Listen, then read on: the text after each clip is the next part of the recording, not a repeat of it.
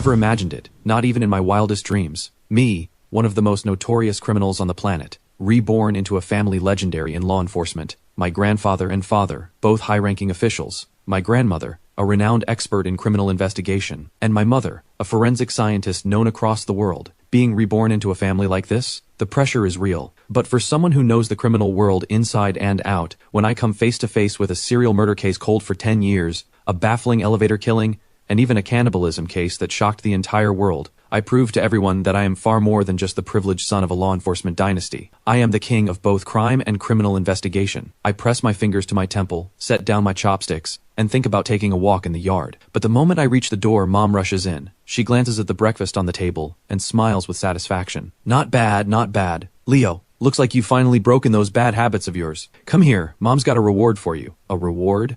I lean in eagerly. What I don't expect. She grabs my face and twists it back and forth. I yelp. Mom, what kind of reward is that? She laughs. I don't have time to get you a real gift right now. Consider it an IOU. A major case just broke in King Do. I have to head back soon. She laughs and turns toward the stairs, but in her rush, the files in her hands slip and scatter across the floor. I walk over to pick them up and can't help giving her a hard time. No wonder Dad says it's the world's greatest miracle that you ever became a forensic scientist. Look at you, just as careless as Dad. Mom's face flushes red with irritation. You dare make fun of me too? Fine. I don't have time for this. She stops arguing and turns to leave, but I grab her hand. When I picked up those files, I caught a glimpse of a crime scene photo. I frown. Mom, this case, it's not simple. Mom, Vivian Su, looks at me with surprise. What do you know about it? Go do your own thing. School starts in a few days. Shouldn't you be studying? If she hadn't said that, I might have actually forgotten. Right now, I'm just a 17-year-old high school student. Second semester starts soon, senior year. But my attention stays fixed on that photo. This killer. Something is seriously wrong with them. Death is death. The victim's head is down, yes.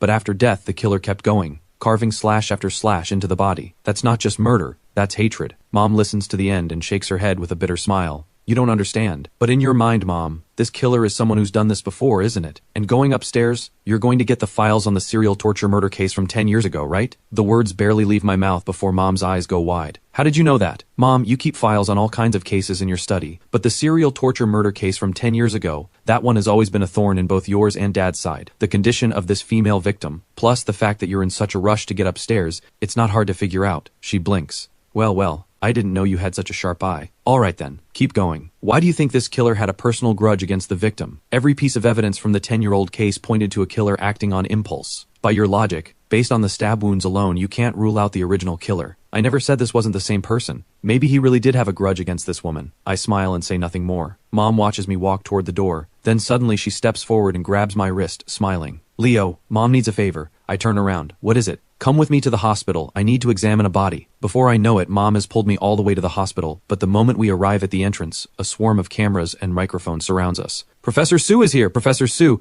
do you believe the killer behind this case is truly the same person responsible for the serial torture murder case 10 years ago? Professor Su, a decade later and an identical case surfaces. You were the lead forensic scientist back then. It's also the only case in your entire career where you found no leads on the killer. What do you have to say? The moment we're surrounded, the reporters bombard her with question after question. Mom's brow tightens. Autopsies are her strength. Dealing with reporters is not. And what they're saying isn't wrong. There is one stain on Mom's otherwise flawless career. It happened at the height of her reputation, when she had absolutely no leads on that serial murder case. Right now, I can see her anger beginning to rise. But before she can react, a hand reaches out from behind her. I step in front of Mom and push aside everyone blocking the way. There's a murder to solve. The story can wait. The case just broke. What exactly are you reporting on? Do you understand that every second you waste here could be the second a killer walks free? Move. All of you. My face is ice cold. I pull Mom forward without slowing down. The reporters stand frozen for a moment, then come back to their senses. Someone asks, is that boy one of the professor's students? Who does he think he is? That's Leo Yi, the eldest son of the Yi family. He's protecting his mother. So what if he's a little intense? Exactly, and what he said wasn't wrong. There's a murder to solve. The story can wait. The case just happened. Aren't you just wasting everyone's time with all these questions? By now, Mom and I have reached the door to the hospital morgue.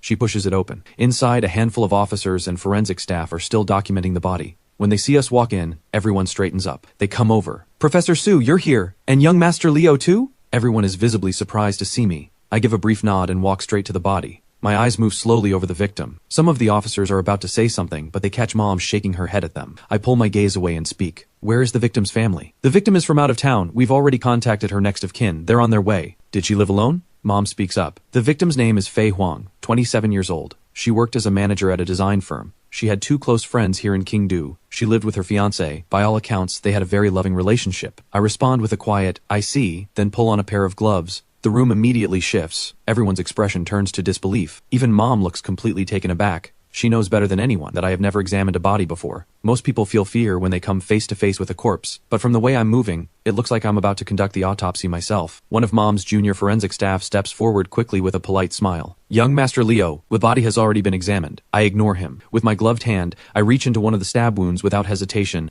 Under the stunned gaze of everyone in the room, I use 2 fingers to carefully expose the flesh around the wound. Mom says with concern, Leo, don't push yourself. You've never done this before. Your body might react. I release the wound and speak. The victim died somewhere between 3:30 and 4 in the morning. The fatal wound is the one to the chest. That's what killed her. The weapon was a blade approximately 13 centimeters long and 2 centimeters wide. A dagger, but it wasn't particularly sharp, most likely worn down from frequent use. That's why the flesh shows slight tearing at the wound edges. After the fatal blow, the killer slashed wildly across the body, all the way down to the legs, the cuts becoming shallower as they go. When I finish, I turn around to find every single person staring at me in stunned silence. I walk over to Mom. What's wrong? She reaches out and vigorously rubs my face with both hands, then cries out, Wait, are you really my Leo? I roll my eyes. Who else would I be? That's impossible. My Leo was supposed to be, a little slow. How can you examine a victim's wounds in just a few seconds and get everything right? Mom is still reeling, but I don't explain. Instead, I turn to the senior officer. Officer Zhang, please bring everyone connected to the victim here to see the body. One last time. Officer Zhang takes a slow, deep breath. His expression turns serious. Understood. I'll get them now. After Officer Zhang leaves, I step out as well. The moment I'm gone, the morgue erupts in whispers. That's the Yi family for you. Grew up surrounded by this. It shows. What he just did with that body, completely incredible. Seriously impressive. Other than Professor Su and Senior Fin Chen, I've never seen anyone who could glance at a body for just a few seconds and already know the murder weapon, the fatal wound,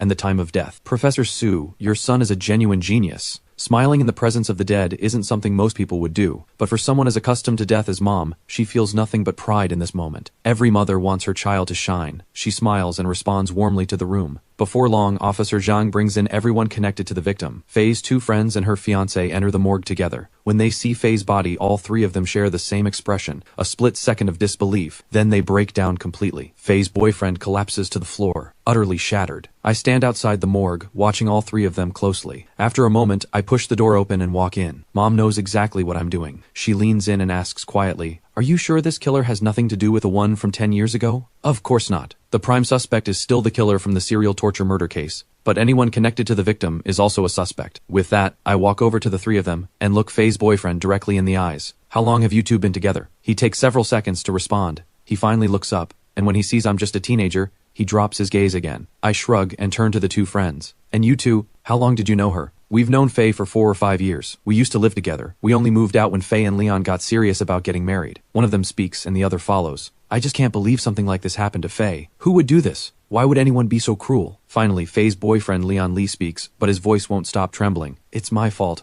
I should have stayed with her last night. Why did I leave? If I had just stayed, none of this would have happened. I crouch down in front of him. Has she been busy lately? She wasn't leaving work until after 3 in the morning. She's been pouring everything into a design project. She finally got a breakthrough a few days ago and has been working around the clock ever since. I kept telling her not to rush, but she was so driven. Nothing I said made a difference. Leon's emotions surge again. It's my fault. Why didn't I just stay a little longer? I stand up. Officer Zhang, let them go home and rest. I'm not leaving. I'm staying with her. We were going to get married, just 2 or 3 months away. Why did this happen? Leon's voice breaks into a raw, anguished cry. Every officer in the room looks on with quiet grief. Even Mom, who has witnessed more death than most, lets out a long, quiet sigh. What a tragedy. I watch it all in silence. In my past life, I orchestrated countless crimes, enough to put the world's most elite agencies on my trail. As someone who was once the crime lord, no one understands the criminal mind better than I do. What the eyes see may be the truth, or it may be exactly what someone wants you to see. I give the officers a subtle signal. They gently guide Leon and Faye's friends out of the room. Mom steps toward me. Leo, did you pick up on something?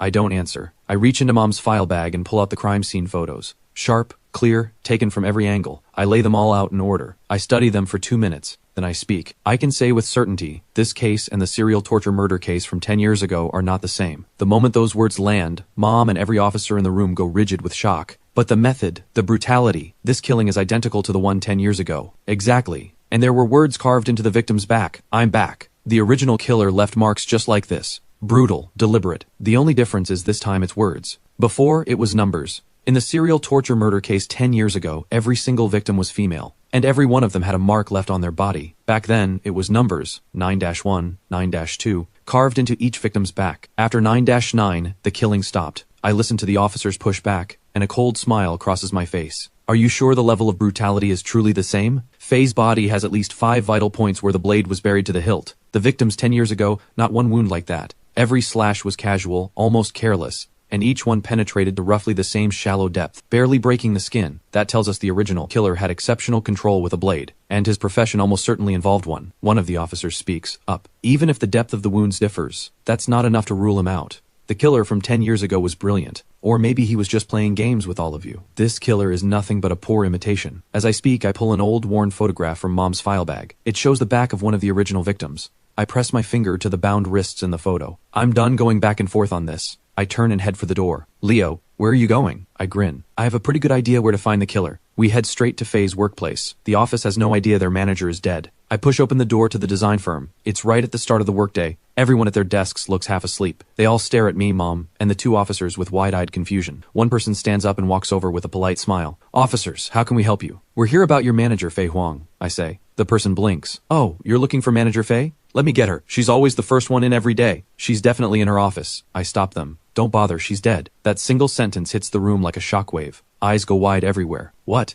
Manager Faye is dead? That can't be right. She was perfectly fine yesterday. How is that possible? She was here working late last night. Her fiancé was with her the whole time. The entire office erupts. The quiet morning air turns into chaos. I scan every face in the room. One of the officers behind me, worried about wasting time, calls out, "Everyone, please calm down. We're here to investigate. Has anyone noticed anything unusual about Faye recently? And has she had any conflicts with anyone here?" Before the officers finish, I cut in. Never mind that. Anyone who hasn't been at work recently, step forward. Both the officers and Mom look at me with surprise. I'm asking about the people who weren't here. Mom says under her breath, Leo, it can't be that straightforward. The killer left absolutely no trace at the scene. That means they have real counter-forensic skills. Why would they leave themselves open to suspicion? I smile without missing a beat. Just throwing it out there. 3 people step forward quickly. 1 man, 2 women, all young. All 3 wear varying shades of shock and grief on their faces. One of the women already has red-rimmed eyes. I walk over to her. Before I can say a word, she bursts into tears. It can't be. How could Faye be dead? She was such a good person. How could this happen? The tears keep falling. I grab a tissue from a nearby desk and hand it to her. You were close to Faye, weren't you? I'm her assistant. I've been sick the past couple of days. She was the one who insisted I go home and rest.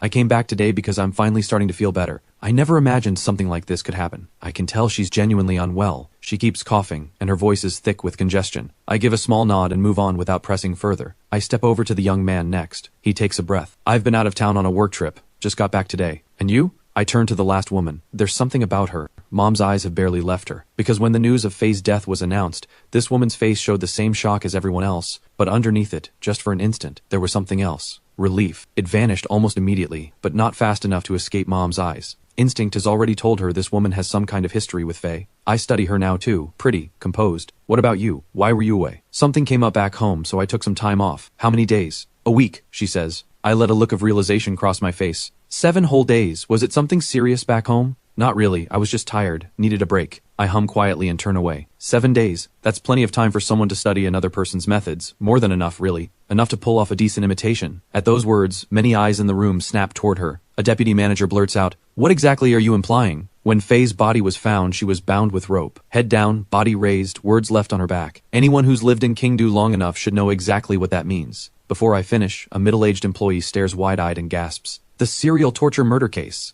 Exactly, the serial torture murder case from 10 years ago. My voice drops to something cold and deliberate. The way Manager Faye was found, it matches every one of the 9 victims from 10 years ago. The woman who showed that flicker of relief, her body jolts. Whatever was in her eyes before is completely gone now. She looks up sharply, meeting my gaze, and her voice starts to stammer. Why are you looking at me like that? I didn't kill anyone. I give a cold laugh. But you had a grudge against Faye, didn't you? She slapped me once, but I would never kill her over that. She lifts her chin. I said you had a grudge. I never said you killed her. No need to get so worked up. After that, nearly every eye in the room is fixed on her. Her panic is growing. Her eyes dart left and right. Mom steps beside me and murmurs, "You suspect her?" I'm just observing. When we announced Faye was dead, there was satisfaction in her eyes. For a moment, I almost thought she was the one, but now I understand everything. I turn to the sick girl. I almost forgot. What's your name? She blinks, then answers in a slightly hoarse voice. My name is Vera Wang. Alright, Vera, I'd like you to come with us to the hospital morgue. She looks uneasy. Why me? I had no grudge against Faye. My smile shifts into something stranger. I never said you did. Didn't you say you were close to her? Then you should say your goodbyes. She finally nods. Fine, I'll go. I smile, and then I grab her hand. No matter how pitiful you look to everyone else, make no mistake, you are the killer. The office goes absolutely silent. Every single pair of eyes locks onto me and the girl whose hand I'm holding. Then someone snaps back to reality. Officer, you've got it wrong. There's no way Vera killed Manager Faye. You said this matches the serial torture murder case exactly. So shouldn't the killer be the same person from back then? And besides, Vera has no motive. Exactly. Vera is scared of bugs, and Manager Faye helped her. When Vera got into gambling debt, Faye was the one who paid it off. The colleagues keep defending her, but I immediately turn to the one who mentioned gambling. She gambles? Yes, she got pulled into online gambling, racked up serious debt. The last time her creditors showed up here at the office, it was Manager Faye who stepped in. I feel a cold laugh rise in my chest. My eyes fix on Vera like a hawk. I really hope this isn't a story about biting the hand that fed you. Take her to the hospital. I give the order. Send another team to search her place. Vera's face drains of color. I'm just going to pay my respects. What gives you the right to call me the killer? You couldn't catch anyone 10 years ago. Now the killer strikes again. So why are you coming after me instead? Interesting. You know a lot about the case from 10 years ago. I narrow my eyes. Mom tenses beside me. Vera snaps back. Is that a problem? If you'd caught the killer back then, Faye would still be alive. I step forward. Still not admitting it? The calluses on your hands are fresh. You've been doing heavy physical work recently. You're an assistant. Does this company require you to haul things around? She opens her mouth to argue, but I don't give her the chance. The calluses, that's one. Two, when we said Faye died exactly like the victims 10 years ago, why did you suddenly relax? And when we turned our attention to your colleague, your eyes were full of satisfaction. I know the criminal mind too well. My past life taught me this. The killer is almost always the last person you'd expect, and only a guilty person works that hard to look innocent. Vera cried her eyes out when she walked in. Even Mom was moved, but I don't trust tears. Emotion is the most reliable way to cloud judgment. Vera's lips tremble. I don't know what you think you saw. You're wrong. I tug the corner of my mouth and turn to a colleague. Call Leon Lee. Ask him whether Vera has been trying to borrow money from Faye lately. The call connects. Leon's voice is exhausted. Yes, she asked about 2 weeks ago. She came back a few more times after that, but Faye kept saying no. Faye even told her, if she couldn't quit gambling, she'd have to let her go. I thank him calmly. Leon's voice sharpens. You suspect Vera? I thought the killer was the same one from 10 years ago? We never confirmed that. We only said the cases were similar. I fix my gaze on Vera, and I speak slowly, one word at a time. Am I correct in understanding that you were repeatedly turned down for money, and that you knew Faye was planning to fire you, and that you let that resentment push you to kill? Vera's eyes go wide. Her lips shake. Several seconds pass before she forces out the words. I did hate Faye, but I got over it. She was right. And where's your proof? You can't convict me on guesswork alone. She even lets out a soft laugh. Don't worry, the evidence is coming. A few hours isn't nearly enough time to destroy everything. Faye died after 3:30 in the morning. It's only 8 o'clock now. She needed time to cover her tracks. And looking at her right now, there's no way she could have killed anyone. No way she could have replicated the methods from 10 years ago. I stare directly at her. Forget the hospital. We're going to your place. The team there should have found something by now. Vera's jaw tightens. That one involuntary reaction tells me everything I need. I give the order to move. Vera's apartment is only a 10-minute drive from the office. She's eerily silent the entire way. When we pull up to her building, 2 police vehicles are already waiting. A middle-aged officer spots us and hurries over. Professor Su, young Master Leo,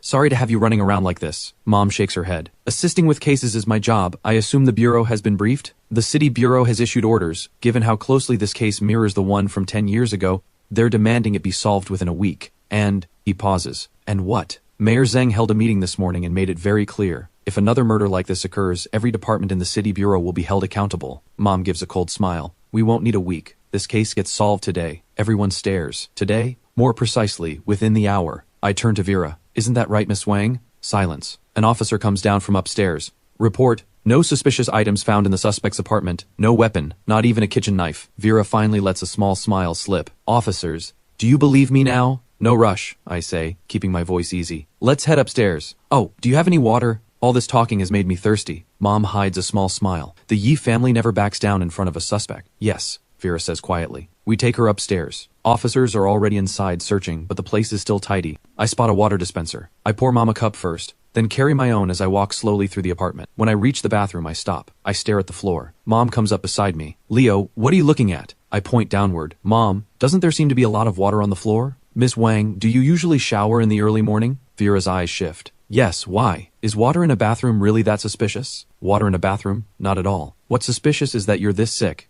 and you still took a shower this morning. Bold. I walk straight to the only bedroom door and push it open. The room is small, 1 bedroom, 1 living area. She doesn't live extravagantly. Maybe all her money went to gambling. But the moment I open that door, my eyes lock onto something, and I go completely still. Standing in Vera's room is a life-sized ragdoll, old and worn. It looks like it has been handled over and over again. I spin around immediately. Get me a rope. Vera sways on her feet. Mom seems to understand, but says nothing. The officers are confused, but one of them hands me a rope anyway. I take it, pick up the ragdoll, and begin wrapping the rope along the faint but unmistakable marks already pressed into its body. Vera's face is white as paper. When I pull the ragdoll's arms behind its back, someone gasps. How is this possible? I answer low and steady. Why wouldn't it be? My hands don't stop. The ragdoll slowly takes on the same bound position as Faye's body. Before I even finish, Vera lets out a hysterical scream. Stop! Stop binding it! Stop! She collapses to the floor, sobbing with her head down. I crouch in front of her and look at her calmly. Anything left to say? She lifts her face. Her color is gone. Why could you tell, just from one look, that the ragdoll had marks on it?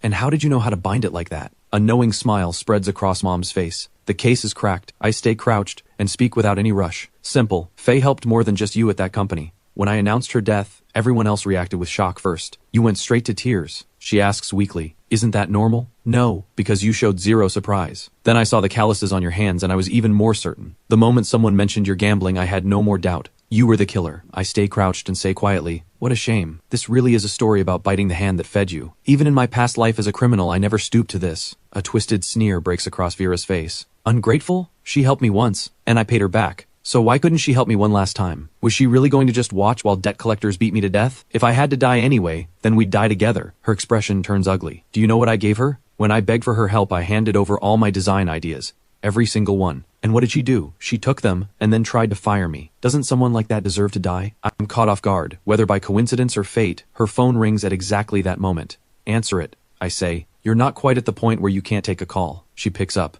A pleasant woman's voice comes through. Hello, is this Miss Vera Wang from Starlight Design? We're calling from the Radiance Cup Design Competition Review Committee. Your submission has met all the requirements. Please arrive at the competition venue within 3 days to compete for a spot in the finals. Vera freezes. Mom and I are equally stunned. Hello? Miss Wang, can you hear us? Hello? Vera's entire body is shaking. She can't speak. Tears pour out of her without warning. She screams in a raw, broken voice. Why didn't you tell me? Why? I rise to my feet, my tone flat. As far as I'm concerned, you deserve what's coming, but if you ever get out of prison, then find a way to make it right. Mom signals the officers to put on the handcuffs. As Vera is helped to her feet, she says under her breath, I really was ungrateful, wasn't I? Leo, did you know everything from the start? I ask. The rag doll, you just didn't have time to get rid of it, right? And your illness, you got it by dousing yourself with cold water and sitting under the air conditioning all night after the murder. Am I right? Her mouth opens slightly. She nods in silence. It started the first time she said no. After the debt collectors beat me, I began planning. Her voice goes calm. I tracked down every piece of information on the case from 10 years ago. It took me more than half a month to learn it well enough. 2 days ago, I went to her again. She tore into me. That's when I decided to move. After I killed her last night, I was afraid of being suspected. So I came back, soaked myself with cold water,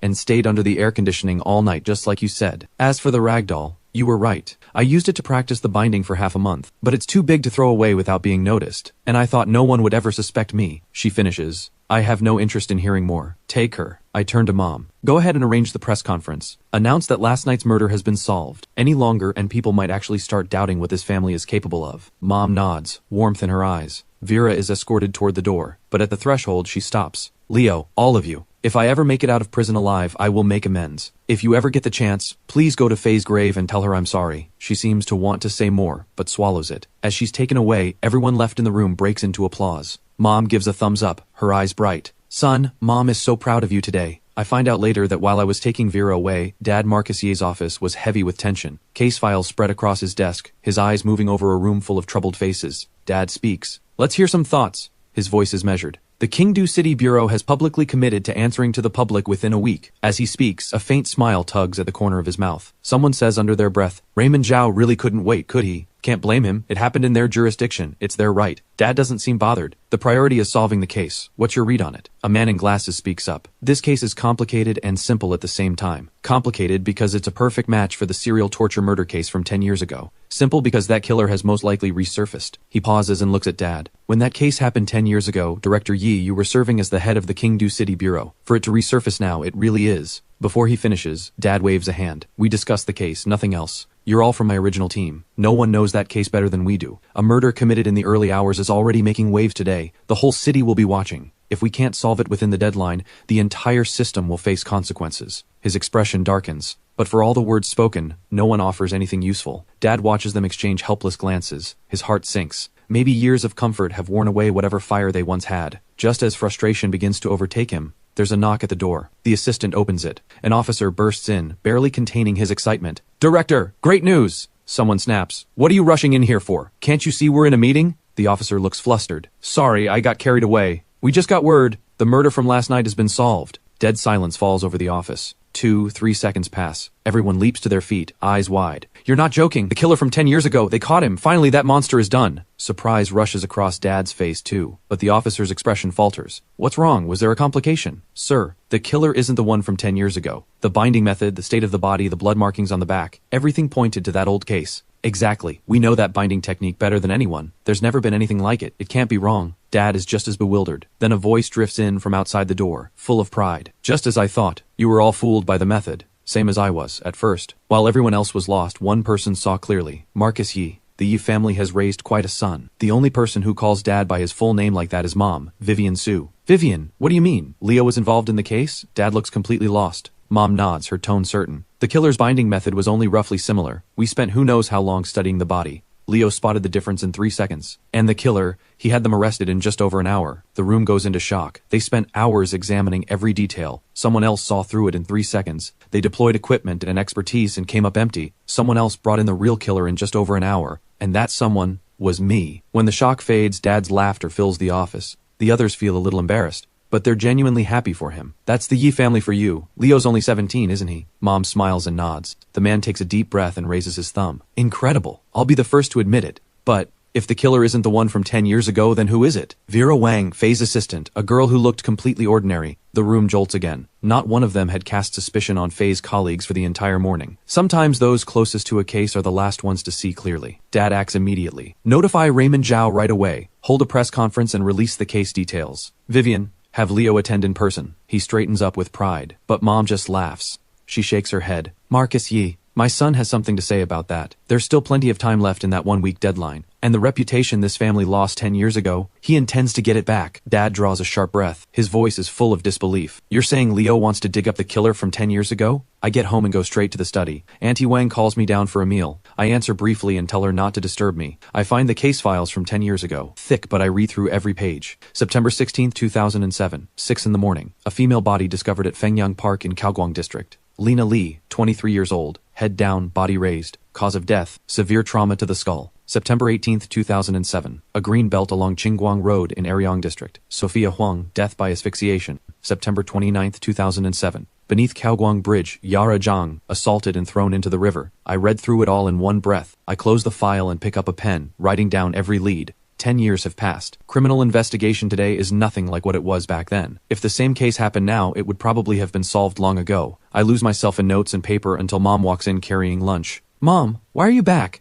"Auntie Wang called me, said you hadn't come down to eat and she didn't want to bother you." As she speaks, her eyes land on what I've written, and they go wide. "Where did you get this psychological profile of the killer?" I smile. "Simple, just compare the blood markings left on each victim's back. Look, from the very beginning he had already decided to kill 9 people. That's why he carved 9-1 into the first victim's back. But in the photos, the strokes are shaky in several places. That means even he was terrified the first time. Look at the second victim. The markings are noticeably steadier, and as the body count grows, the killer's writing becomes messier and messier. Why? Because by the time he reached the 9th victim and still hadn't been caught, he started to believe he was untouchable, that the law meant nothing to him. From fear at the start, to growing comfortable, then to arrogance. Open contempt for the entire law enforcement system. That's the mental shift from victim 1 to victim 9, and the fact that he stopped after 9, that overturns one of the original conclusions. Mom hasn't caught up yet. Which conclusion? The killer didn't choose his targets at random. He may be disturbed, but he is absolutely a killer with a purpose. These 9 victims, whether directly or indirectly, are connected. Mom pushes back almost instantly. Impossible. Those 9 people didn't know each other at all. What connection could there possibly be? And do you know who reached the original conclusion?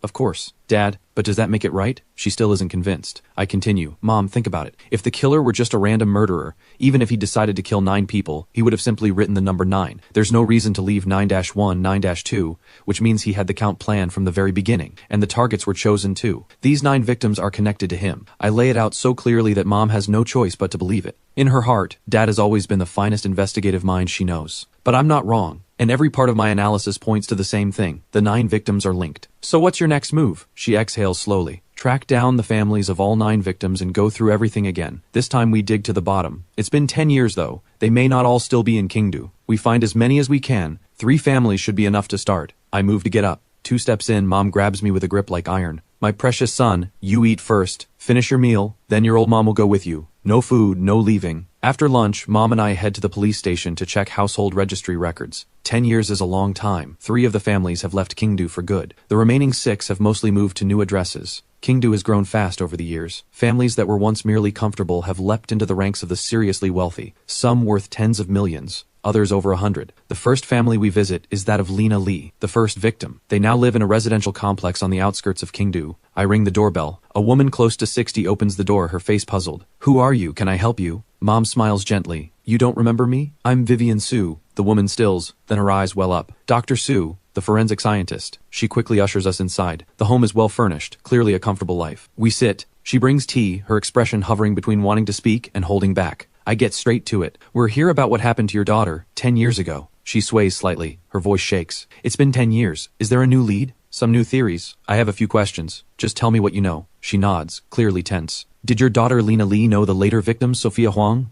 No. And you and your husband? Did you know Sophia Huang's family or Yara Zhang's parents? No. After everything happened, the families met briefly, but we were strangers. Expected. Mom offers a few quiet words of comfort. I shift direction. Do you still have any of her belongings? May I take a look? She shakes her head. Aside from a few photographs, everything she owned was either buried with her or burned. I couldn't bear to keep them. Looking at them hurt too much. Understandable. Some hold on to what's left. Others can't bear to touch the memories. We don't stay long. There's nothing useful here. As we're leaving, Lena Lee's mother grips Mom's hand tightly. Dr. Su, tell me honestly, after 10 years, can this case still be solved? Mom doesn't know what to say, but I do. Don't worry. Expect word within a week. The real killer will be found. 1 week. The exhaustion in her face lifts. Good, good. If you can find whoever did this, then these 10 years of waiting won't have been for nothing. We leave the building. Mom looks at me with mild reproach. Why were you so sure we found nothing today? Not entirely empty-handed, I say. We've at least ruled out any grudge from the previous generation. Now the question is what connects Lena Lee, Sophia Huang, and Yara Zhang. We head downstairs. Before we reach the car, Lena Lee's mother comes running after us.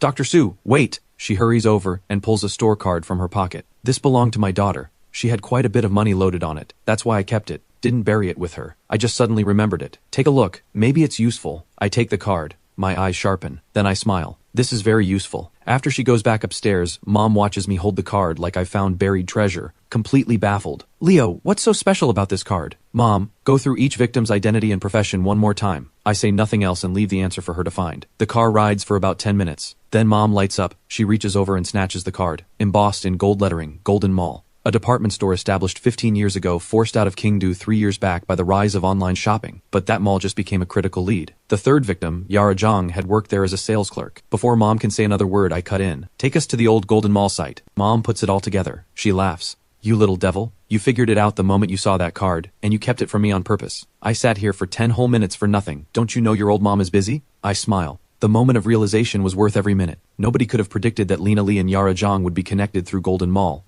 which was at the height of its fame 10 years ago. Now we just need to find out whether something happened there before the first murder, something that ties back to the killings. If we find it, the pool of suspects narrows dramatically. Mom listens, then reaches out and squishes my face back and forth. Unbelievable. Are you really my son? If this weren't about the family's reputation, were you planning to hide this forever? I just smile without denying it. I could let other things slide, but letting Mom lose face? That I won't stand for. Mom is overjoyed. She pulls me in with a firm arm around my shoulders. Mom is so happy right now. My son can finally protect me. The car falls quiet. Before long we arrive at the old Golden Mall, now renamed Dawan Plaza. Shopping, leisure, entertainment all under one roof. As we get out, Mom mentions the ownership has changed hands. But fortunately the general manager is still the same man from the Golden Mall days, Manager Lee. He should know something. We head straight to his office. The door opens. Manager Lee greets us with a smile. Professor Su, young Master Leo, what an honor. Once we're seated, he looks at us with visible curiosity. For both of you to come to me personally, I'm truly flattered. Please speak freely. I'll tell you everything I know. Mom gets straight to the point. We want to ask about one thing. 10 years ago, before September 16th, did anything significant happen at Golden Mall? Manager Lee blinks. He gives a dry laugh. Golden Mall, that's a long time ago. It's been so long I honestly can't remember. Understandable, 10 years is a long time. But I watch his eyes and a cold smile rises in me. So Manager Lee is saying he can't remember, and that nothing major happened at Golden Mall that year? My smile goes colder. Alright then. We are formally requesting your assistance as officers of the law. Compile every incident of any significance from Golden Mall that year. Have it on Director Yi's desk by 9 tomorrow morning. Every detail, no matter how small, not one thing left out. Manager Lee stares. Young Master Leo, what do you mean by that? Every detail fully documented, Manager Lee. Your eyes tell me you've already thought of something, you just don't know how to say it. I stand. Since that's the case, this is how we'll proceed. Tomorrow at 9, I hope Director Yi gets to read your report.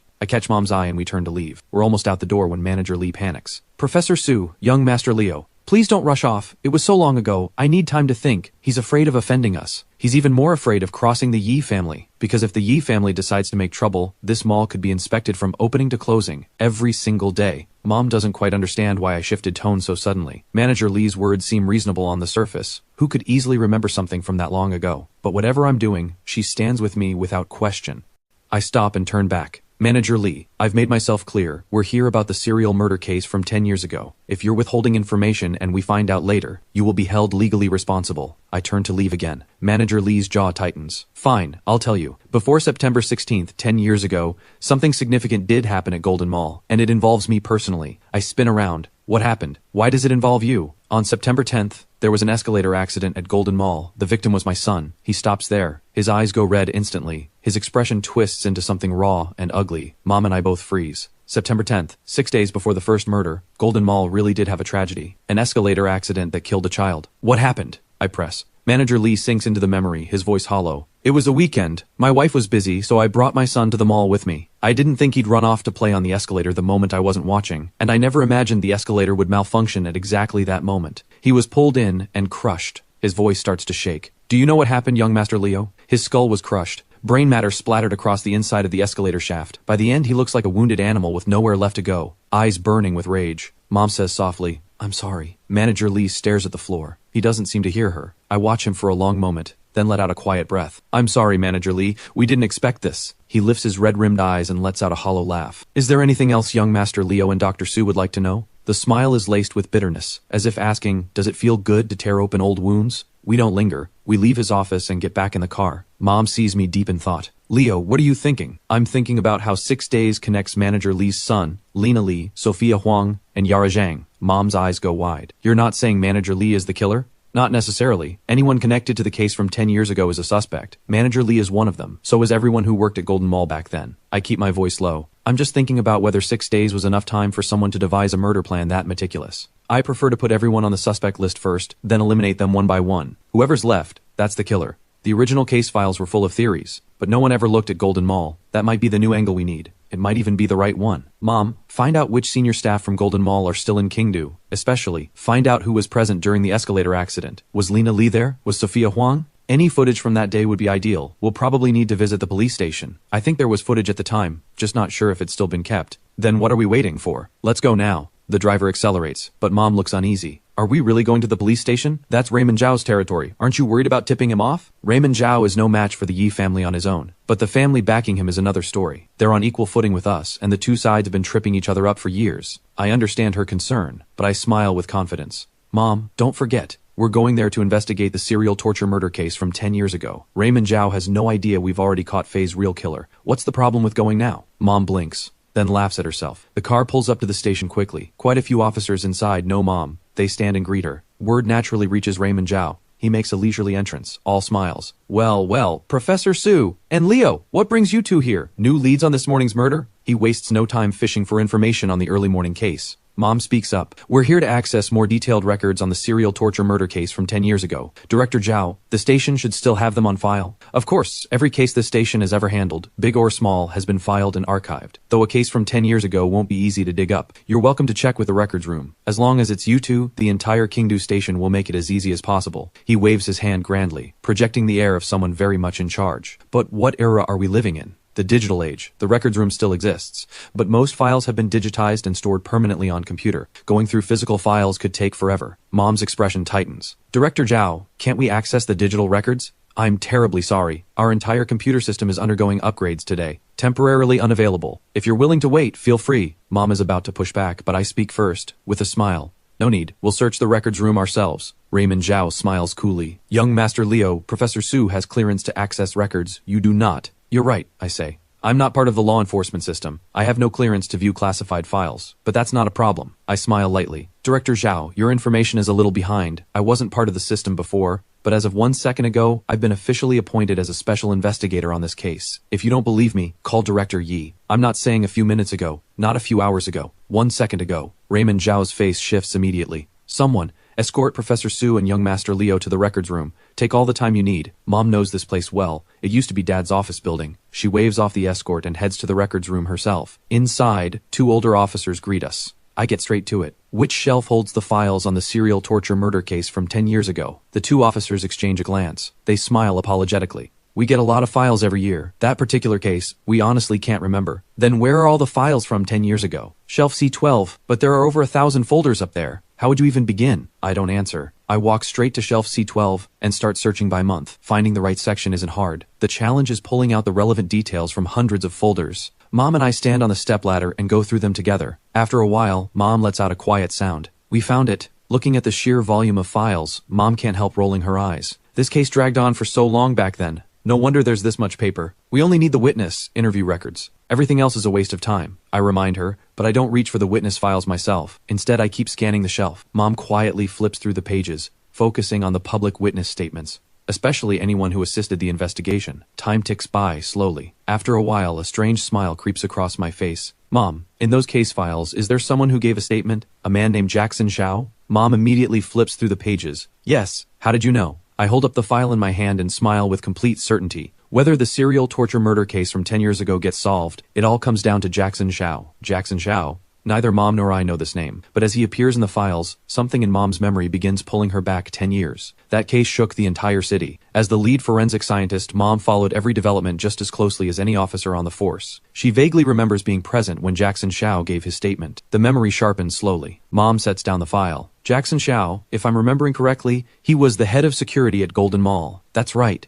I hand her the file I'm holding. Her eyes sharpen. This is the file on the escalator accident. I nod. The records from the day manager Lee's son died, and guess what else I found? What? Tell me. There are several witness statements here, and one of them is from Yara Zhang's mother. I read from it quietly. That day, Manager Lee's child was playing on the escalator. I called out to him several times. He clearly heard me, but he ignored every word. My supervisor called for me, so I turned to go back to my post. But the moment I turned away, the escalator malfunctioned. The child's body was pulled in. His head, the investigator asked, "Why didn't you press the emergency stop?" I was in shock. Everyone around me was in shock. None of us could think straight. These are Yara Zhang's statements from back then. They tell us exactly what happened that day. Manager Lee's child ignored all warnings and kept playing on the escalator. The people around him hesitated, held back by who his father was. They couldn't say anything, but they couldn't stay silent either. And no one imagined the escalator would fail at that exact moment, pulling the child in feet first. If someone had hit the emergency stop in time, the worst outcome would have been losing a limb, not his life. My mind starts running through possibilities, but when one particular theory takes shape, I keep it to myself. Instead, I ask about something else. Wait, why is there no footage from the scene? Mom's expression shifts. The crime scenes in the serial torture murder case were almost all in areas with no surveillance. Back then, it wasn't like now. Only scattered footage of the victims while they were still alive. I mean, a major shopping mall had an escalator accident that killed a child. How is there not a single piece of footage?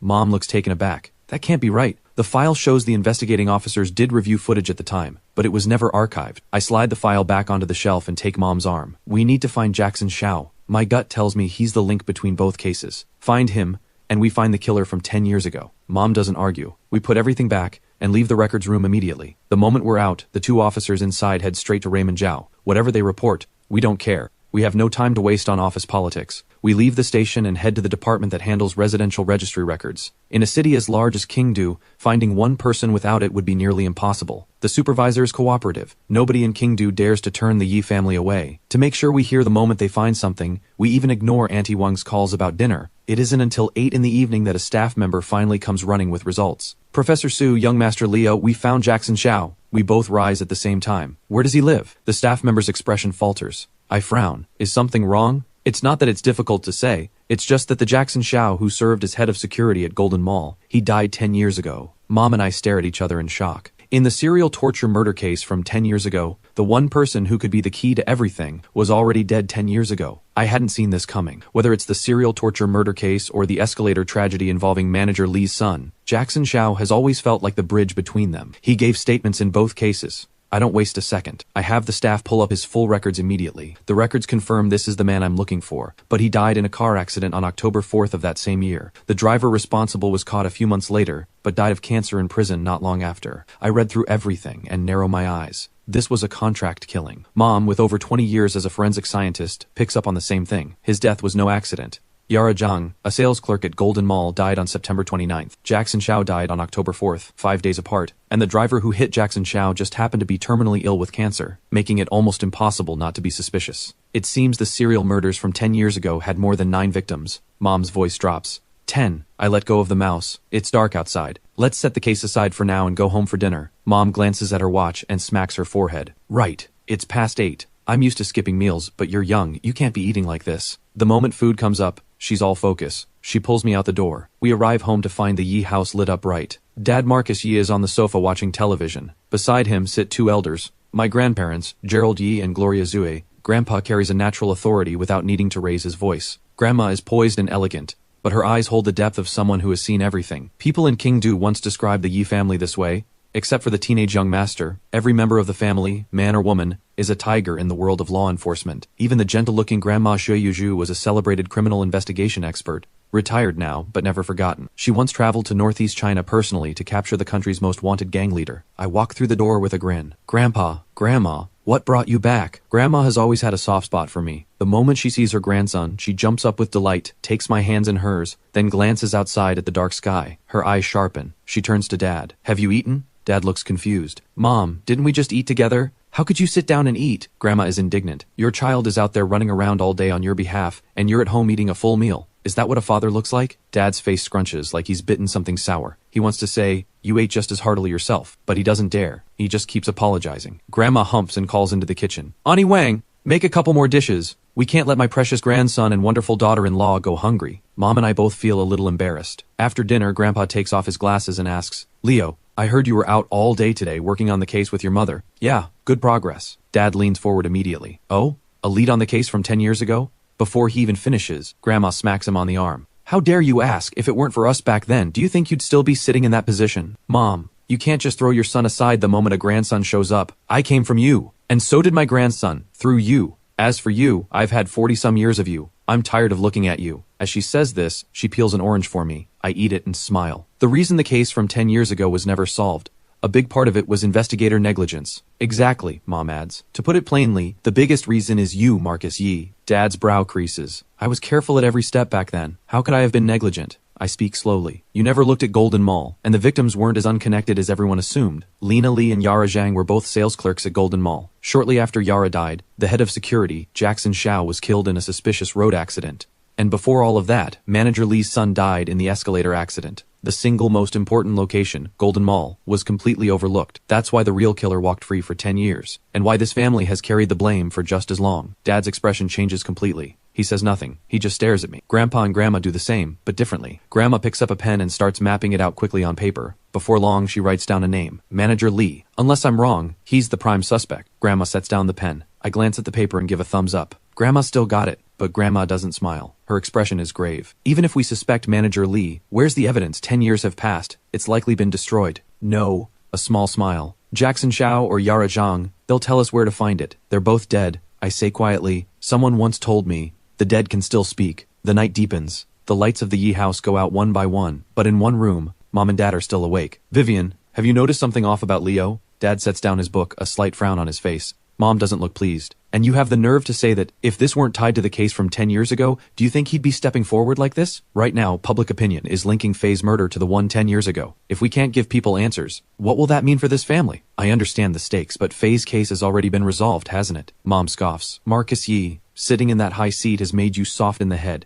If you stood up and told everyone the killer was Vera Wang, how many people would actually believe you? The case from 10 years ago left a mark on this city that never healed. Faye's death has been all over the news. The whole city is in an uproar. Every street corner is buzzing with talk that the killer from 10 years ago is back. The online backlash is impossible to contain. People have even dug up the names of the lead investigators from back then, and the attacks are pouring in. Dad's eyes open. You're right. No one would believe us. That Vera Wang dropped a time bomb right in our laps. Mom's tone softens slightly. But setting that aside, I'll admit I'm amazed. Our son used to be so timid. A little spoiled even, nothing like what you'd expect from a family like ours. But spending the whole day with him today, I feel like I never really knew him. He truly is my son. By the end, she can't help patting herself on the back. Dad sits a little straighter, pride written across his face. But neither of them could have imagined that in the quiet of this late night, someone would open a door and slip out of the house. That someone is me. It's nearly midnight. I walk for a while before flagging down a taxi. The driver looks exhausted. Kid, out this late? Your parents don't give you grief? I smile and shake my head. Later the better. Take me to Huanshan Cemetery, outside the city. The driver's eyes go wide. Where? Huanshan Cemetery. Late at night, a 17-year-old who isn't going home, isn't heading to an internet cafe, is asking to be taken to a cemetery. It's past midnight. The driver scrubs his face hard, confirms I'm actually alive, then takes a long breath. A fare out to the suburbs pays well. He steels himself and drives. We reach the cemetery close to 1 in the morning. I get out. The driver calls after me with genuine concern. Hey kid, what on earth are you doing here at this hour? I smile. Catching a thief. Want to come take a look? He shakes his head immediately and drives off as fast as he can. I smile to myself and walk into the cemetery. The cemetery at this hour feels cold and hollow, but it doesn't bother me. In my past life I spent time in graveyards, sat through entire nights in front of headstones, letting the cold settle around me. I pick up my pace. Before long, I stop at a grave. A photo is affixed to the headstone. A man who looks to be around 30, strong features. I look at the headstone and say quietly, Jackson Xiao. Do you think your old superior, Manager Lee, will come to visit you tonight? I step off to the side. As someone who was once a criminal myself, I understand a certain type of mind all too well, especially those who have committed serious crimes and were never caught. Inside, they are arrogant and untouchable. In public, they may appear perfectly ordinary, but turn your back, and their eyes go cold as a snake's. Some even let their guard slip on purpose, playing games, drawing people in. Manager Lee didn't leave a strong impression on me at first. He seemed like the most ordinary person in the world, but if he is the killer, then he'll have already realized that Jackson Xiao's name could surface. And once that thought takes hold, he might just come to this grave to share what he's accomplished over the past 10 years. It's a long shot, but Manager Lee is a lonely man. Over the past decade, he divorced his wife, has no children, lives alone every day. Now that everything from 10 years ago is being dug up again, if I put myself in his position, if that were me, I'd want to talk to someone too. But for a man with blood on his hands, the only one he can speak his secrets to is the dead. Time passes, second by second. After a long while, something catches the edge of my vision. A faint light. A flash below in the cemetery, gone almost immediately, but I caught it. A few minutes later, a figure in a sharp suit appears at Jackson Xiao's grave. He sits down, lights a cigarette in silence, and then speaks, his voice thick with cold amusement. Jackson Xiao, someone has finally started remembering what I did 10 years ago. Some nobody decided to copy my methods, couldn't even tie the rope right and had the nerve to impersonate me. Don't you find that pathetic? But those idiots at the station, just as useless as they were 10 years ago. Tell me, should I make a real comeback? I killed for my son's revenge back then, but I never expected killing would become something I craved. Do you have any idea how much I've been itching these past 10 years? As his words fade, I speak from the shadows. Manager Lee, why don't I give you that chance? Let's scratch that itch of yours. I step out of the dark. Manager Lee's face floods with shock. What are you doing here? He leaps to his feet. I smile softly. Relax. You're a man who evaded law enforcement for 10 years. A genuinely high-intelligence criminal. Getting rattled this easily doesn't suit someone like you. His expression shifts through shadow and uncertainty. A moment of silence, then he speaks. You suspected me the moment you saw me this afternoon, didn't you? No, let me rephrase that. The moment we came to find you, you knew it was almost over. Manager Lee lets out a full laugh. I know you're probably wearing a recording device. But you do know, a recording made without willing consent can't be used as evidence. I shake my head. I'm not as complicated as you think. I've never been interested in recordings. I came to see what kind of person you really are. He frowns. He doesn't quite believe the no recording part. It can't be used as primary evidence, but it could still help. But looking at me, he starts to probe with a cold smile. So what kind of person do you think I am? Someone who's genuinely good at this. By the way, where did you learn that binding technique? There were only a few days between your son's death and Lena Lee's murder. That's nowhere near enough time to learn something like that. I think you already knew it. A flash of pride crosses his face. That binding method caused more panic than you can imagine 10 years ago. People had the same nightmare, dreaming of being bound that way, waking up drenched in cold sweat. Manager Lee clearly has no intention of telling me more. He says coldly, guess. He turns and starts walking away. I watch his back and speak evenly. Wait, still trying to get something out of me? He turns with a cold laugh. Leo, I came tonight to visit a former subordinate. Nothing in the law says you can't visit a grave in the middle of the night. And everything you've said, I haven't understood a word of it. So even if you think I'm the killer, without evidence, I am still just Manager Lee, General Manager of Dawan Plaza. He finishes and laughs again, loudly, then walks away without looking back. I let out a quiet sigh. That arrogant. He's asking for it. The words barely leave my mouth before I grab him by the hair. He freezes with shock. In his mind, if it weren't for who my family is, he wouldn't even bother talking to me. A 17-year-old kid, gifted or not, still just a boy who hasn't seen the world. But he didn't count on my grip being this strong. The moment I grab him, he can't move at all. Leo, what do you think you're doing? You're the son of a great family. Don't tell me you're willing to break the law. Let go of me. Manager Lee knows the law well. He spent years studying it, watching for every loophole, preparing for the day he might get caught. But he overlooked one thing. I am someone with no leash and no hesitation. Even if I put you down right here, who's going to do anything to me? I say with a quiet laugh. My foot comes down on his left leg. There may be someone in Kingdu who could hold me accountable, but that person is definitely not you, Manager Lee. I barely look like I'm applying force. Then comes a sharp crack. He screams. I crouch in front of him, eyes narrowed, smiling.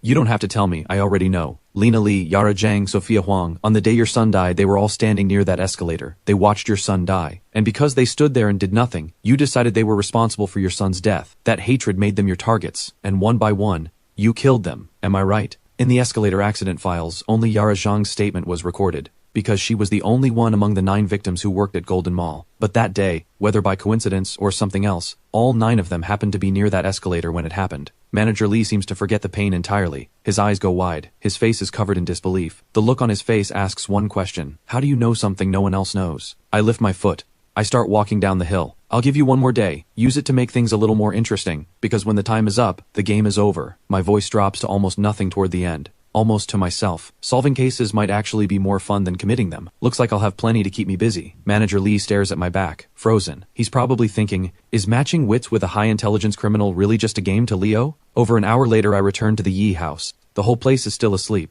No one knows I was ever gone. When I open my eyes again, it's fully bright outside. Mom is calling me for breakfast. After washing up and eating, Grandpa heads back to the military academy. Grandma goes to her office. Mom and Dad rush out as well. I water the plants, then leave the house. I gave Manager Lee 24 hours. During that window, I will get the evidence I need and put him behind bars. Whatever he went through, he had no right to bury 9 lives alongside his grief. He doesn't deserve that. And one man will not be allowed to damage this family's name. The ride from home to Jackson Xiao's address takes nearly half an hour. I walk to the door and knock. A hunched woman in her 60s answers. Young man, who are you looking for? Ma'am, I'm an officer with the station. I pull out my credentials. I told Raymond Zhao I could become a temporary investigator at any time, and to avoid complications, I'd actually had Dad arrange it. Please take a look. I'm here because I have some questions. She's literate, glances at it, then says, there's only me here, just an old woman. What could possibly concern the law? I'm caught off guard. This tiny apartment, barely 30 square meters, and she's completely alone. I step inside and accept the tea she offers with both hands. The tea has gone a little stale, but I don't say a word. I take a sip. Ma'am, where is the rest of your family? Bitterness crosses her face. My son passed in an accident 10 years ago.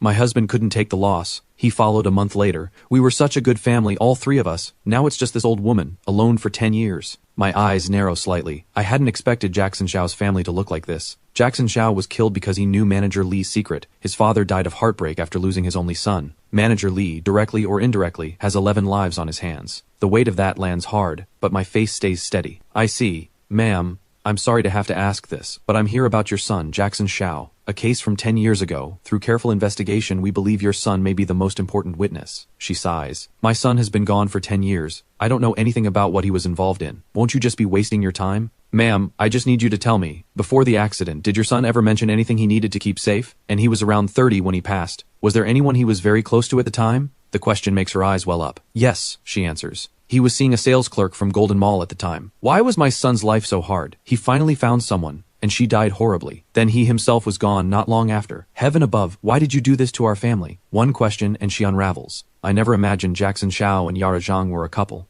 I gently pat her back. Ma'am, I'm here precisely because of the case involving your son's girlfriend, Yara Zhang. Tell me, after Yara died, did your son behave unusually? The old woman furrows her brow, drifting into memory. Then something surfaces. Yes. That night he was different. I heard him come home in the middle of the night and shut himself in his room, crying like his heart was breaking. My husband and I went to ask. He refused to say a word. My chest tightens. Jackson Xiao really is the key. Ma'am, think carefully. In those days, was there anything he seemed especially attached to? Anything he kept close? There was a small belt pouch. He carried it with him almost every day. But on the day of the accident, he'd left it at home. When we held his funeral, I buried it with him. My heart sinks. From what she's just told me, it's almost certain. The most critical evidence is inside that pouch. But the pouch was buried with him. To get to it, we'd have to open Jackson Xiao's grave. But for someone of her generation, would she ever allow it? Looking at her grief-stricken face, I feel the weight of it. But without opening that coffin, there's no evidence. After a moment, I test the waters. Ma'am, do you truly believe your son died in an accident? She blinks slightly.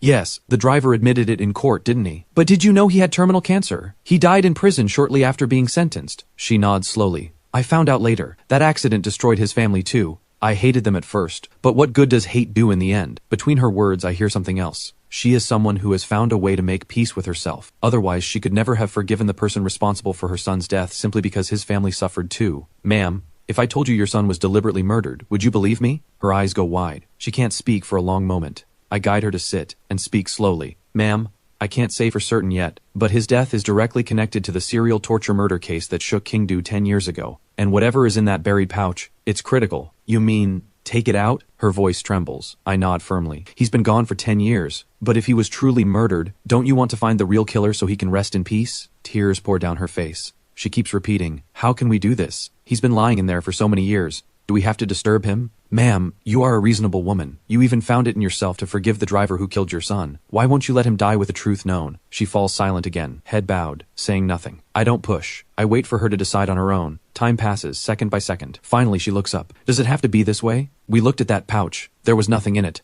Ma'am, maybe it wasn't examined carefully enough at the time. If there really is nothing inside, I promise I'll have your son moved to a better resting place. But there's one condition. It has to be today. Wait any longer and things may change. The old woman stops hesitating. She nods. All right, I'll trust you. I pick up my phone immediately and arrange for a professional team to go to Huanshan Cemetery to open a grave. I also arrange for a ceremonial rite to be performed. Understood, young Master Leo. When will the team arrive? The grave must be open before this evening. Everything done by 4 o'clock. I hang up. I turn to Jackson Xiao's mother. Ma'am, let's head to Huanshan Cemetery now. Young man, you really think Dajiang won't blame me for this? I give her shoulder a gentle pat. If he was murdered, he'd only blame you for not finding out the truth. She says nothing more. We go together. Before long, the ceremony master and the workers arrive. I give a nod. As the work begins, I already know something important. Jackson Xiao may not have died unjustly. He and Yara Zhang were a couple, and if he truly had evidence against Manager Li, he should have gone straight to the authorities. But he didn't, and a few days later, Manager Li had him killed. There's only one explanation. Jackson Xiao and Manager Li shared a secret that couldn't be spoken aloud. I would never say this in front of his mother. Otherwise, there's no way she'd let us open the grave. After the ceremony is performed, the workers move in.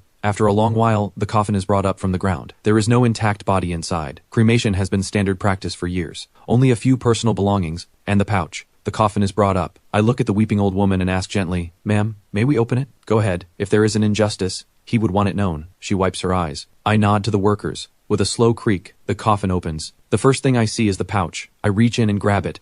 I pull the stiff zipper open, but when it's open, it's completely empty, as if nothing was ever placed inside. 10 years underground, the fabric has changed, but things don't simply vanish. I stay calm. I reach in and run my fingers carefully along every surface. No one around me understands what I'm doing, including the old woman herself. She knew the pouch was empty, but I insisted it held critical evidence, and that's why she agreed to open the grave. And she had her own reasons, too. She wanted a better resting place for her son. Young man, can this pouch really be used as evidence? She sounds uneasy. I'd known all along that she knew the pouch was empty, but I don't blame her. The evidence has been found. Ma'am, unless something goes wrong, your son's true cause of death will be made public tonight. I turn to the workers. Have Mr. Xiao's remains kept at the funeral home for now. A new burial site will be arranged within 2 days. The old woman grabs my hands, overcome. Young man, you knew I lied to you. Why are you still doing this? Every parent's heart is the same, ma'am, and the Yi family keeps its word. What's promised won't be taken back. Besides, the pouch isn't empty after all, is it? I don't stay. I take a car straight to Mom's office. She's going back through the autopsy reports on Lena Li and the other victims,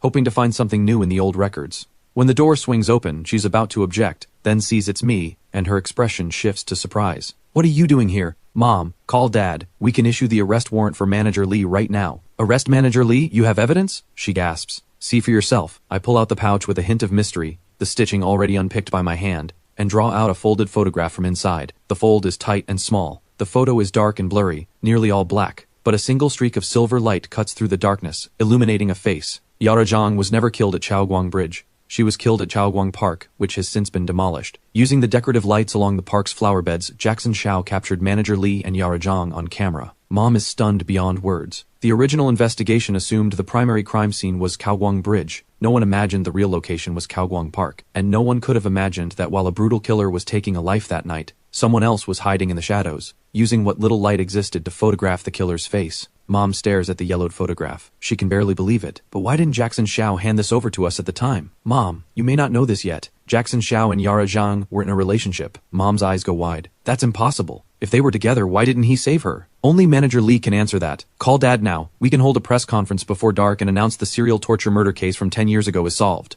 Mom calls Dad immediately. He's so excited I can hear his voice from where I'm standing. Really? The case from 10 years ago? Solved? Our sons solved it? Of course. Left to you, who knows if it would have been solved in another 10 years. Now send people to Dawan Plaza to make the arrest. Mom snaps back. Dad roars with laughter, then catches himself. Wait, I had people watching Dawan Plaza since this morning. Manager Lee hasn't shown up all day. That can't be right. Did he run? Mom's expression shifts sharply. I take the phone with a smile. He's not going anywhere. Last night I found a moment to break his leg. He should be in a hospital right now. Check the hospitals. I'll go pick him up myself. What? You broke his leg last night? I thought you were asleep, Dad shouts. I roll my eyes. We'd already tipped him off. How could I sleep? No wonder Grandma says you stumbled into that position. Stop talking nonsense. I'm sending people to find him right now. I'll deal with you later. He hangs up, exasperated. Within 10 minutes, word comes back. Manager Lee is lying in an orthopedic hospital. A photograph buried for 10 years has become the most critical piece of evidence. But sending anyone else to handle Manager Lee, I'm not confident they can break him. Too much time has passed. One photograph alone isn't ironclad proof. But that's fine. I'm already on my way to the hospital. Manager Lee isn't going anywhere. As expected, he's lying in a hospital bed.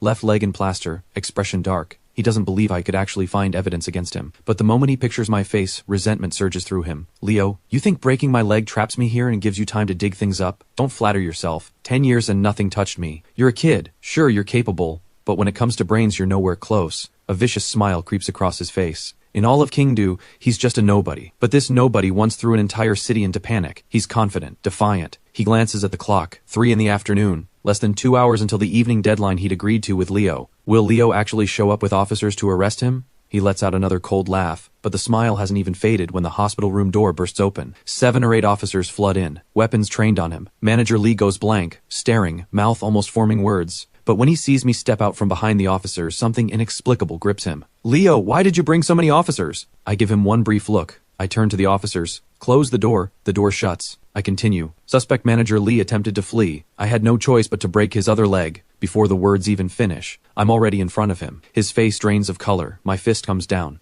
A scream tears through the room. Manager Lee, you are suspected of murdering Lena Lee, Sophia Huang, Yara Zhang, Jackson Xiao, and 6 others, 10 victims in total, 10 years ago. This is your arrest warrant. Look carefully. I hold it in front of him. His whole body shakes with pain, but his eyes lock onto it. That's impossible. You have no evidence. What gives you the right? He snarls. If I had no evidence, would I be here? I smile. Does the name Jackson Xiao and a certain photograph ring any bells? His face goes pale for a full 3 seconds. His lips tremble. Not a word comes out. Looks like you remember. Good thing I dug it out of his coffin. I hold up the photograph. Manager Lee, think carefully. Do you happen to have a twin? He reaches for it. Not a chance. To have come this far, and you still think your intelligence is above everyone else's. Still think your methods can outsmart every investigator in the system. Manager Lee, you got careless. When you paid that dying driver to kill Jackson Xiao 10 years ago, you should have finished the job, not destroying that one piece of evidence that makes you a failure. My voice is ice. He deflates completely. He sinks back against the bed. You really dug it out of his grave. He's been buried for 10 years, and you still managed to pull out something that matters.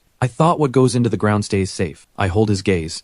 Talk. That night. Why didn't Jackson Xiao stop you from killing Yara Zhang? Why did he only take a photo? That's what I'm most curious about. Jackson Xiao and Yara Zhang were a couple. Any man watching someone kill the person he loves, he wouldn't stand there taking photos. Manager Lee says nothing. He closes his eyes. I know exactly what he's thinking. I smile. You're thinking about how to minimize your sentence. Forget it. With me involved, you're not getting out of this. He slowly opens his eyes. He asks a strange question. Leo, are you really only 17? I pause. I touch my own face. I smile. What do you think? Your mind, your intelligence. There's no way you're just a kid. He says it through gritted teeth. I give a quiet smile. That's not important. What's important is that you owe me an answer. After a long exhale, he speaks. Honestly, I don't fully understand why Jackson Xiao did what he did that night. All I know is he came to me later demanding 500,000 to keep quiet. I knew immediately, someone like that can't be bought. He had to be eliminated. But I think there must have been something serious between him and Yara Zhang, something unresolvable. At the time, a manager at the mall was also pursuing her. When I moved in, she was still on the phone with him. Maybe Jackson Xiao had his own resentment toward her. And besides, Jackson Xiao came from nothing. Head of security, yes, but the pay was never much. More likely he saw this as a way to get money.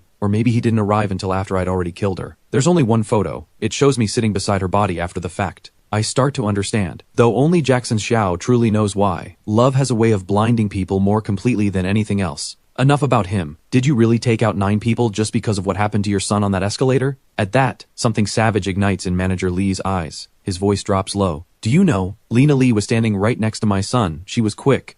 She got herself out in time. But why was she so stupid? She had time. Couldn't she grab my son and take him with her? She had time. And Sophia Huang, that woman was standing right next to the emergency stop. Why didn't she just press it? My son would have lost his feet at worst. But their panic and stupidity cost him his life. He's like a crazed animal. I shake my head slowly. I understand your psychology better than you might think. When you killed Lena Lee, the hatred was real. But somewhere along the way you discovered that killing was interesting. Like smoking, or something stronger. It becomes addictive. Am I right? He stares. How do you know that? I let out a quiet breath, turn, and say nothing more. The officers move in to cuff him. He's still shouting. Leo, what are you? I'm just Leo. I don't turn around. Manager Lee, I simply know how people like you think toward the end. You stopped wanting revenge for your son at all. Because somewhere inside, you knew those women were innocent. They may have made a mistake, but not one worth dying for. You just couldn't stop yourself. And when law enforcement couldn't find a trace of you, you became reckless. You wanted to see the fear on their faces before the end. You enjoyed touching their cold bodies afterward, didn't you? By the time I finish, I'm already out the door. Manager Lee stares at my back, unable to speak. I wasn't wrong. By the time he killed Sophia Huang, the hatred was already gone. He just hadn't expected killing to become a need. Manager Lee is dragged away with 2 broken legs and cuffs. I stand outside the room and call Dad. Has everything been arranged with the driver's family? All taken care of. They'll testify when the case goes to trial. Dad's voice is warm. I can tell he's genuinely happy. Oh, there's a press conference this evening. Come along. Not interested. The moment the case is closed, I'm no longer part of the system. I'm still a student. Right. You're still a student. Dad rode your coattails on this one. How about a big gift to make up for it? Sounds good. Depends on what it is. We talk a bit more, then hang up. Nothing else to do. I head home. The moment Auntie Wang sees me, she wants to make food. I claim I'm not hungry and turn on the TV. By evening, nearly every channel on Kingdo television is running the same report. Breaking news. The serial torture murder case that shook Kingdo 10 years ago has been officially solved. The suspect was apprehended at an orthopedic hospital at 3:42 this afternoon. According to the Law Enforcement Bureau, the torture murder case from 2 days ago and the decade-old serial case were committed by different perpetrators. Both cases have now been closed. Beyond the efforts of the Law Enforcement Bureau, a young man with the surname Yi, who has declined to be identified, made the greatest contribution to solving both cases. I watched the report. I'm not surprised my involvement leaked. I was there the whole time. There's no hiding that. But I didn't expect Mom to call so soon. Mom, what is it? Jackson Xiao's mother is here. She has something to say to you. Her voice comes through the phone. Young Master Leo, thank you for your kindness. But my son doesn't deserve that kind of honor. I mean it. Thank you. And I want to take this chance to apologize. I shouldn't have hidden the truth from you. A smile comes to my face.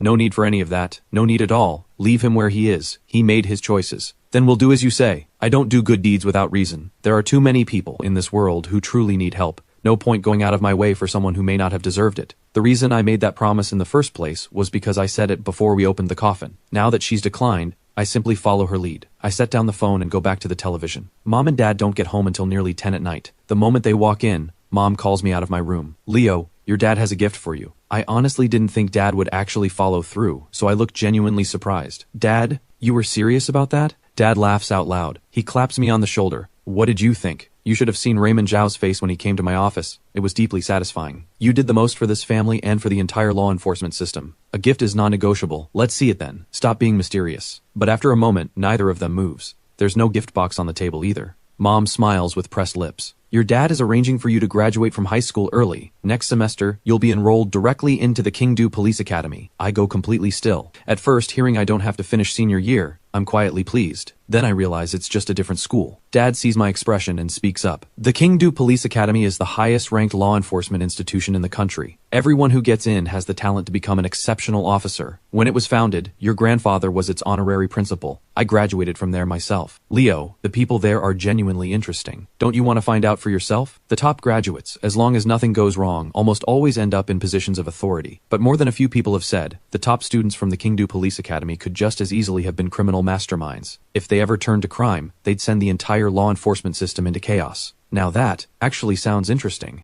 In this world, I lack neither money nor power. I'm the one who gets to push others around. Nobody dares do the same to me. My days consist of eating, playing, and sleeping when I'm done. And honestly, it's gotten dull. So when the serial torture murder case surfaced, and when it became tied to the Yi family, I couldn't wait to get involved. And if the academy really is full of people that interesting, life is about to get a lot more entertaining. At least more than staring at textbooks in high school every day. Alright, I'll go. Mom practically lights up. Yes. Mom's going to start getting your things ready for next semester right now. I stare at her. Mom, next semester is still a month away. What's the rush? News of the serial torture murder case being solved continues to spread through every corner of Kingdo. The mysterious young man with the surname Yi takes on an almost mythical status in the rumors. A born genius of criminal investigation, a top student from some elite international law enforcement academy. I scroll through the comments and can't help grinning. But people are busy, the buzz fades fast. Half a month later, manager Lee and Vera Wang go to trial one after the other, and the story hits the news again. Another wave of attention. But my mind has already moved on. I've been browsing whatever I can find about the Kingdo Police Academy. Unfortunately, there's almost nothing online about it.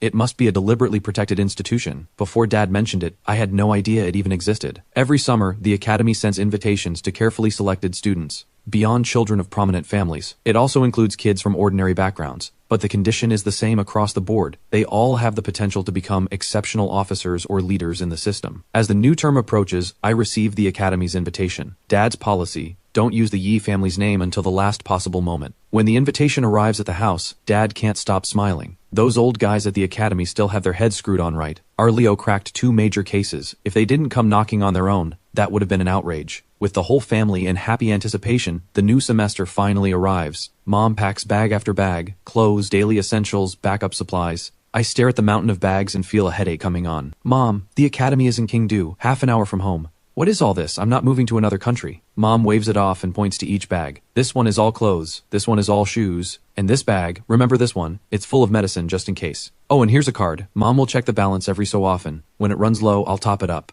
I take the card with a helpless smile. How much is in it? Not much, just 100,000. My face twitches. Heaven help me. I'm a 17-year-old student with a 6-figure allowance. No limit, and it'll be refilled when it runs out. All right, I'll admit the family has businesses that keep the money flowing, but 100,000 for pocket money is genuinely excessive. I let out a quiet sigh. I tuck the card into my pocket without a word. Got it. I'll call you before it runs out. Mom's expression suddenly turns soft. She pulls me into a tight hug. Leo, take good care of yourself while you're there. Eat on time. Sleep on time. You hear me? I pick up my suitcase. I hear you. I'll definitely come back a few pounds heavier. I say it with a smile and head out the door, taking the car to the academy on my own. Every year, the academy sends highly specialized graduates across the country. For students who dream of a career in law enforcement, this place is sacred ground, a destination everyone chases. As the break ends, the academy slowly comes alive with noise and movement. Energy, ambition, and youth fill every corner. It feels like a place where nothing dark belongs. On the rooftop of Block B dormitory, 7th floor, no one has been up here in 2 months. Wind howls across the rooftop, rattling every piece of metal, sheets of corrugated iron clattering, bolts and pipes knocking against each other. The iron door at the top of the stairwell seals this place off completely from the floors below. No one has ever seen what's up here, only that there's a water tower. With the new term starting, the tower will begin its work again, storing and releasing water for students to shower and do laundry. But after more than 2 months without use, combined with a loose valve, there isn't a drop of water left inside the tower. Only small things, bumping and scraping against the metal walls. The sound is faint, but press your ear close enough, and you'd hear something squeaking. Almost certainly, there are rats inside that tower. I stand at the academy entrance. The gatehouse is dedicated, officers on duty. They stand perfectly straight, eyes sharp as hawks. No ordinary school looks like this. The academy has one notable feature: the students range widely in age. Some are 25, some are as young as 15. The older ones can't help feeling a little humbled here. The younger ones naturally carry an air of superiority. But it's still a full academic institution. Most of the curriculum is designed to serve the law enforcement system, but math, language, science, and the rest are all still required. I approach the entrance. A guard immediately extends an arm. Student, please present your enrollment notice. I pull it from my bag. Even on the first day, parents are not permitted inside. Any student who needs their parents to walk them in would never live it down. The officer checks everything, then waves me through. I smile and say thank you, then step through the gates. I find the admissions office and register my information. After working through all the formalities, I'm finally handed a room key. The conditions here are decent. 3 students per room, each with their own bed. I get to the room first. No roommates yet. I unpack and arrange everything on my own, then quietly scroll through my phone for a while. Before long, the door opens. A young man in his early 20s walks in. Close-cropped hair, shorter than me, but solidly built. He does a double take. Hey, are you in this room too? I nod. He looks even more surprised. So it's true. Students here really do come at any age. You look 17 at most? Just turned 17. No way. Incredible. Genuinely impressive. Hi, I'm Zach from Bahi City. Great to meet you. I smile and shake hands, exchange a few pleasantries. Then the third roommate arrives. Zach's composure slips again, because the person who walks in is also clearly young. He wears glasses, his clothes a little worn. He looks at me and Zach and gives a small smile, though his eyes are a little shy. Hi, I'm, Dale. I'm Leo. I'm Zach. How old are you, man? He seems very invested in this question. 19. Oh, come on. Are you serious? 3 people in one room, one 17, one 19, and then there's me at 21. How am I supposed to show my face around you two? Zach beats his chest dramatically. Dale and I both laugh, but Dale keeps glancing over at me, and finally can't hold back. Are you really only 17? I confirm it. He grins. Looks like I came to the right place. This is going to be fun. I glance at him in mild surprise. He has the exact same attitude as me. here for the fun of it. The three of us talk for a bit, then decide to check out the cafeteria together. It affects the food quality for the entire semester, not something to take lightly. Fortunately, the cafeteria doesn't disappoint. The food is actually good, at least enough to have Dale and Zach grinning and singing the academy's praises. But when we get back to the dorm after dinner, the good impression takes a hit. No water. Dale is shirtless.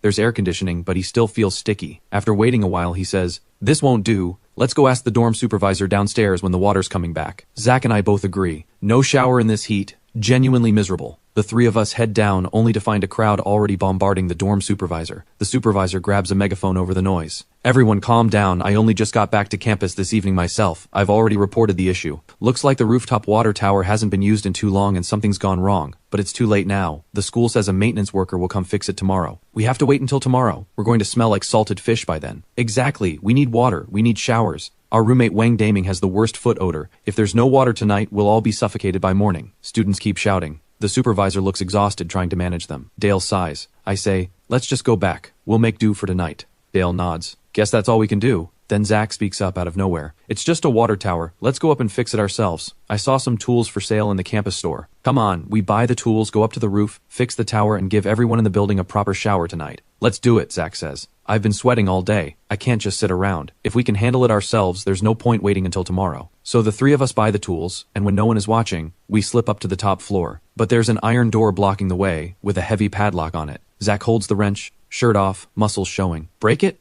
We came all the way up here, why wouldn't we? If we leave it to the school, they'll make us wait until tomorrow no matter what." Zach jams the wrench into the lock loop. Click, and it pops open. He pushes open the cobweb-covered iron door. A gust of wind hits us in the face. Refreshing at first, but my nose catches something. I put my arm out and stop Zach and Dale. Something's off. I breathe in slowly. It's a smell of decay. Not overwhelming, but it's there. A moment later, Dale turns and looks at me. "There is something, probably a dead animal, could be a rat or a bird that fell up here." I give a small nod. "Let's just go fix the tower. It's unbearably hot up here. Let's move fast. If someone catches us, we'll get in trouble even if we're doing a good thing," Zach says, heading toward the tower. It's large, with a puddle of water around the base. Zach takes one look and shakes his head. "I thought it was something serious." "It's just the valve. Came loose when the water pressure hit it. Fell right off. With the opening exposed, there's not enough pressure to push water through the pipes." "Then let's get it back on. Water will flow in no time," Dale urges. Zach nods with a grin and reaches into the puddle to pick up the valve. But what he doesn't expect, lying right beside the valve, is a ring. "This can't be real gold, can it?" At those words, Dale and I both walk over. In Zach's hand is a ring. Looks like gold. Small, but with a single character engraved on it. "Someone must have dropped it up here by accident. We'll hand it in to the school later," Dale says quietly. Zach looks a little reluctant, but not actually thinking of keeping it. He pockets the ring and moves to screw the valve back on, when a sharp little head squeezes out of the opening, squeaking rapidly. Zach jumps back, disgusted. When did rats get into the water tower? That is disgusting. The water tower supplies the entire dormitory block. The thought of rats in there makes the stomach turn. But as Dale and I step closer, that same smell of decay hits us through the fist-sized valve opening. If it were just rats, why would the smell be that strong? Dale says in disbelief. Something pulls at me. I need to climb that ladder. I pull open the hatch at the top and shine my phone flashlight inside. Lying at the bottom is a body. The stench hits me full force. Zach and Dale below notice the change in my expression and ask in unison what's wrong. "Come up and see for yourselves." I climb down. Dale goes up first. He shines his phone into the dark. When he sees the motionless body inside, surprise flashes across his face, but almost immediately his left hand moves to his chin,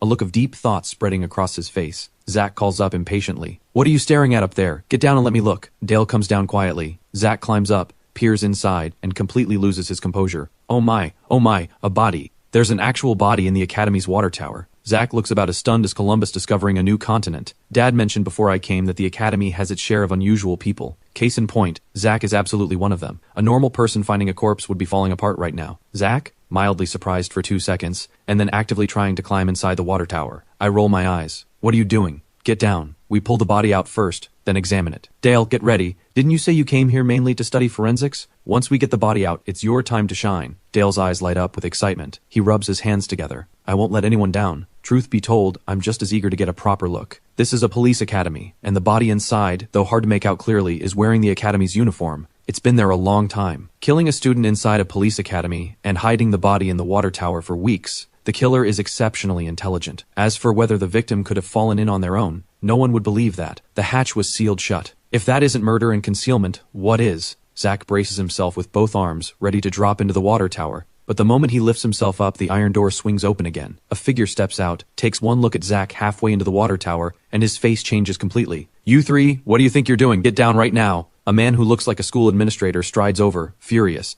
"It's dark outside. Why aren't you in your rooms? What are you doing on the roof?" Zack explains with a pout. "There's no water in the dorms. The supervisor said it wouldn't get fixed until tomorrow. Turns out it's just the valve. Fell off. Small fix. We were handling it ourselves." The man's expression softens slightly. "If the school said tomorrow, then as students you follow that. But seeing as you meant well, I won't make an issue of it today. The maintenance workers are already here. You three go back to your rooms." "What? My word not good enough. I'm Director Grant Wang, head of school operations. I'm ordering you to leave immediately." I speak up. "Director Wang, there's a body in the water tower." Grant Wang stops. "There's a what?" "A body in the water tower, yes. As the first witnesses to discover the victim, none of us can leave this scene right now. So, Director Wang, the immediate priority is to remove the body from the tower, confirm the victim's identity, and conduct a thorough examination of the scene. Then we proceed to find the killer." I say it all calmly. Zack and Dale are barely holding back smiles. Grant Wang's face shifts. He turns to the maintenance workers. "Gentlemen, please hold on a moment." He climbs the ladder and looks inside. Then he picks up his phone. "Security, send people to Block B rooftop immediately. A body has been found in the water tower." He makes another call. "Principal Su, it's Grant Wang. A male body has been found on the rooftop of Block B. The victim is wearing our school uniform. This is an extremely serious matter. I need you here immediately." The school moves fast. Security first, then the principal. This man isn't just an ordinary administrator, but I'm more focused on the body. Zack and Dale are both fixed on it too. Zack leans in and whispers, "Leo, what kind of person do you think could do this? Kill someone inside the academy without leaving a single trace?" Dale pushes up his glasses. "And judging by the state of decomposition, combined with the timing of the break ending, do you think the victim might have been killed last semester?" I smile. "How would I know? But we can ask to be involved in the investigation. We are the witnesses, after all. And the fact that we found this on our very first day,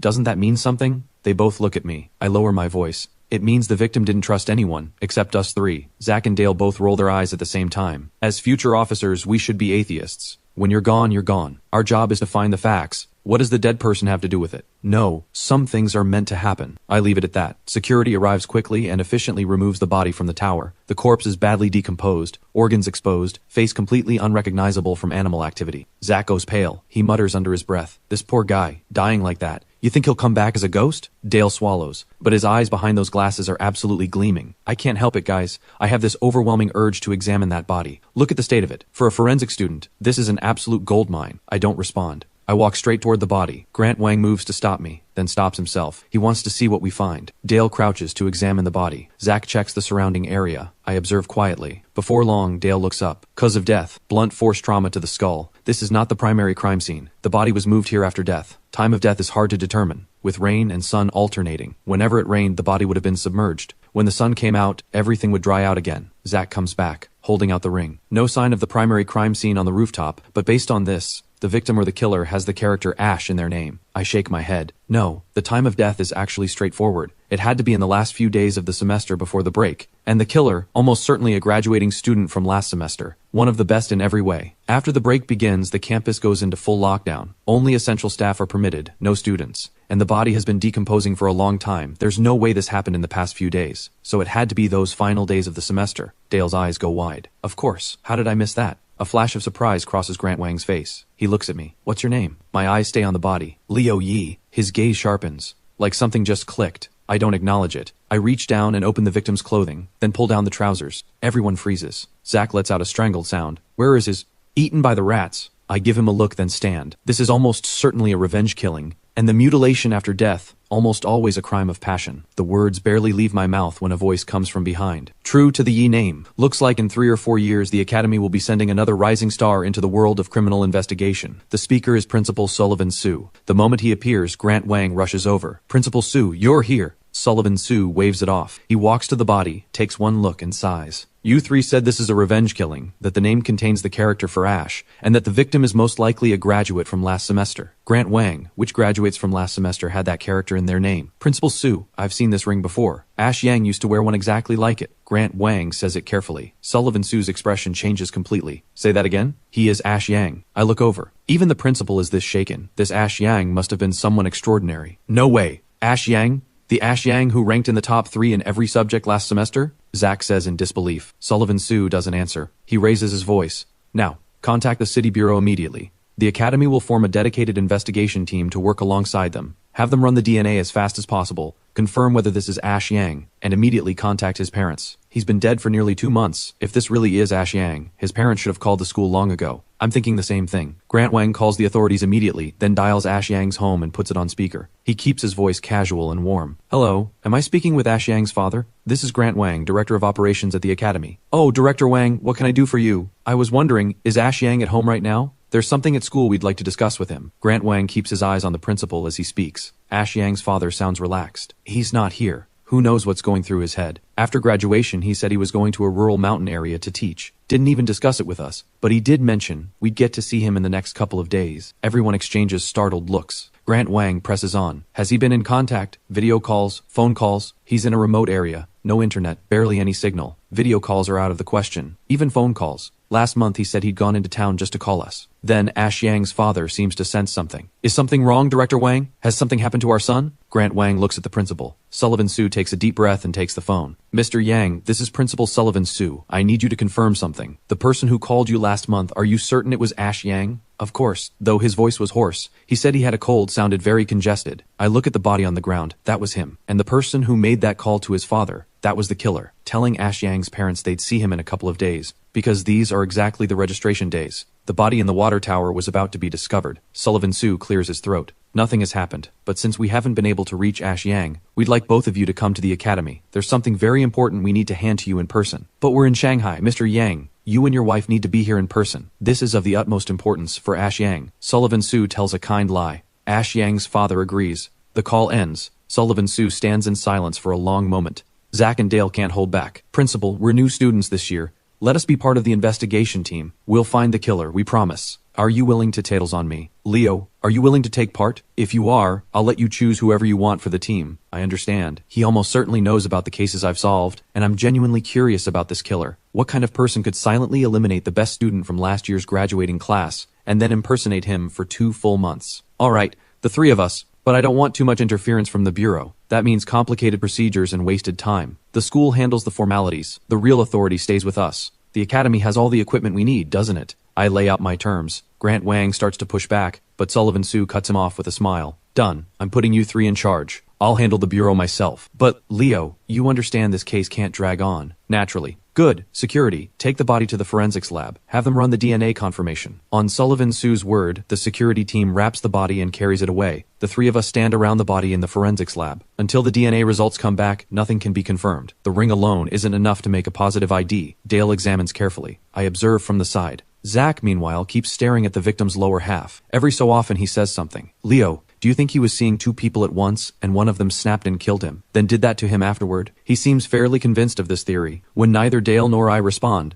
Zach says with a pout, why is no one answering me? Do you have any idea how ruthless people can be when they're hurt? I wouldn't put anything past someone consumed by that kind of hatred. Before the truth is confirmed, every theory is just a theory. Dale speaks up. Zach pouts. He leans toward me. Hey Leo, is your family seriously loaded? I noticed Principal Su called you young Master Leo when he arrived. I look back at him. Are you here to solve a case or to gossip? To solve it, obviously, but honestly, I already see the real challenge here. It's not figuring out who the killer is, it's finding proof. Our opponent is a highly intelligent criminal. Someone who could eliminate one of the Academy's best students without leaving a trace. Any evidence they left behind will be extremely rare. Zach seems like someone who doesn't take things seriously, but getting into this academy means he has something. Right now, his read on the situation matches mine exactly. The hardest part isn't identifying the killer, it's proving it. We work from evening into the dead of night. Dale finally gets the results. It's Ash Yang. Leo, you were right. Time of death approximately 60 days ago, skull crushed by a blunt object, then mutilated and hidden in the water tower. I take off my jacket and say quietly, I'm thinking, could what was removed from the body end up being our most important piece of evidence? Dale and Zach both go still. They give a pained smile. That's impossible. It's been 2 months. Would the killer actually preserve it? Just a theory. I smile and leave it there. We open the lab door and find a crowd of people waiting outside. All academy students. A tall young man steps forward. You're the investigation team Principal Su appointed. The new intake? Zach steps right up to the front. He lifts his chin. That's us.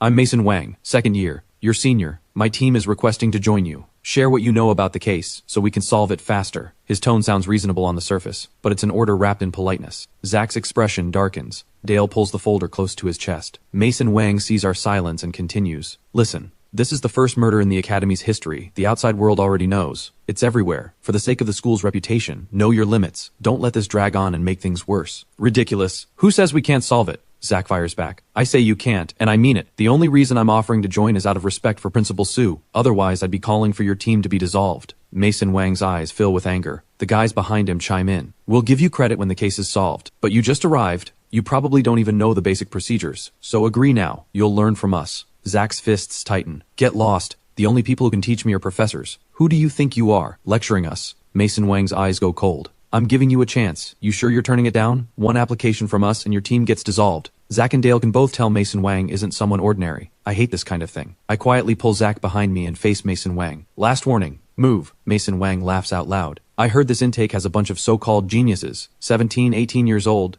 Sure lives up to the hype. But do you understand? Even here, you follow the rules. Rules? Tell me about them. I smile and ask. Mason Wang is one of the top criminal investigation students in the second year, and his uncle is Raymond Zhao, head of the city bureau. Once he graduates, he walks straight into a position there. For most people, Mason Wang is someone worth respecting. Even Dale and Zach's expressions shift, but in the next second, Mason Wang's arrogant expression vanishes. I put my palm flat against his face and shove his head hard to the side. Mason Wang stumbles back, face red with humiliation. You dare push me? You're Raymond Zhao's nephew, that's it, and you come in here putting on a show. I look at him steadily. Call your uncle. Ask him who Liu Yi is. I turn and walk away with Zach and Dale. They fall in behind me. I can feel their curiosity about who I am. Now they'll understand why a bureau chief means nothing to me. The people behind Mason Wang are seething. Stop right there, they shout. I turn and ask, want to fight? Trust me, the ones getting expelled afterward won't be us. When the situation calls for it, I don't mind using what I have. The Yi name gives me all the confidence I need. Mason Wang pulls himself together and starts thinking hard about who Liu Yi is. The academy has no shortage of students from prominent families. Then something clicks. That serial case from a little over a month ago, when his uncle brought it up, he was furious. A decade-old case he'd been kept in the dark about, and the one who solved it was Liu Yi, the eldest son of the Yi family, his uncle's greatest rival, the Yi family. Mason Wang finally understands. He hurries after us and forces a smile. You're the young master of the Yi family?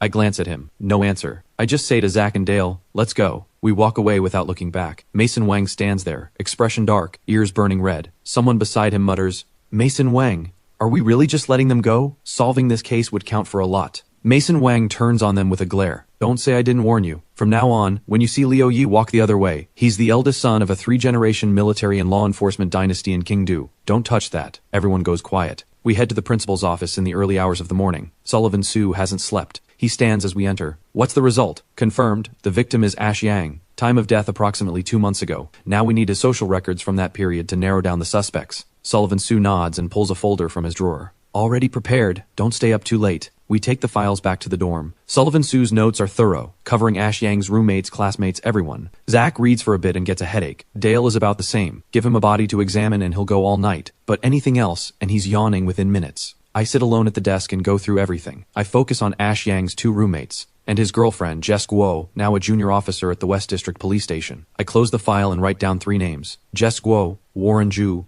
Eli Wu. I lock away the files and go to sleep.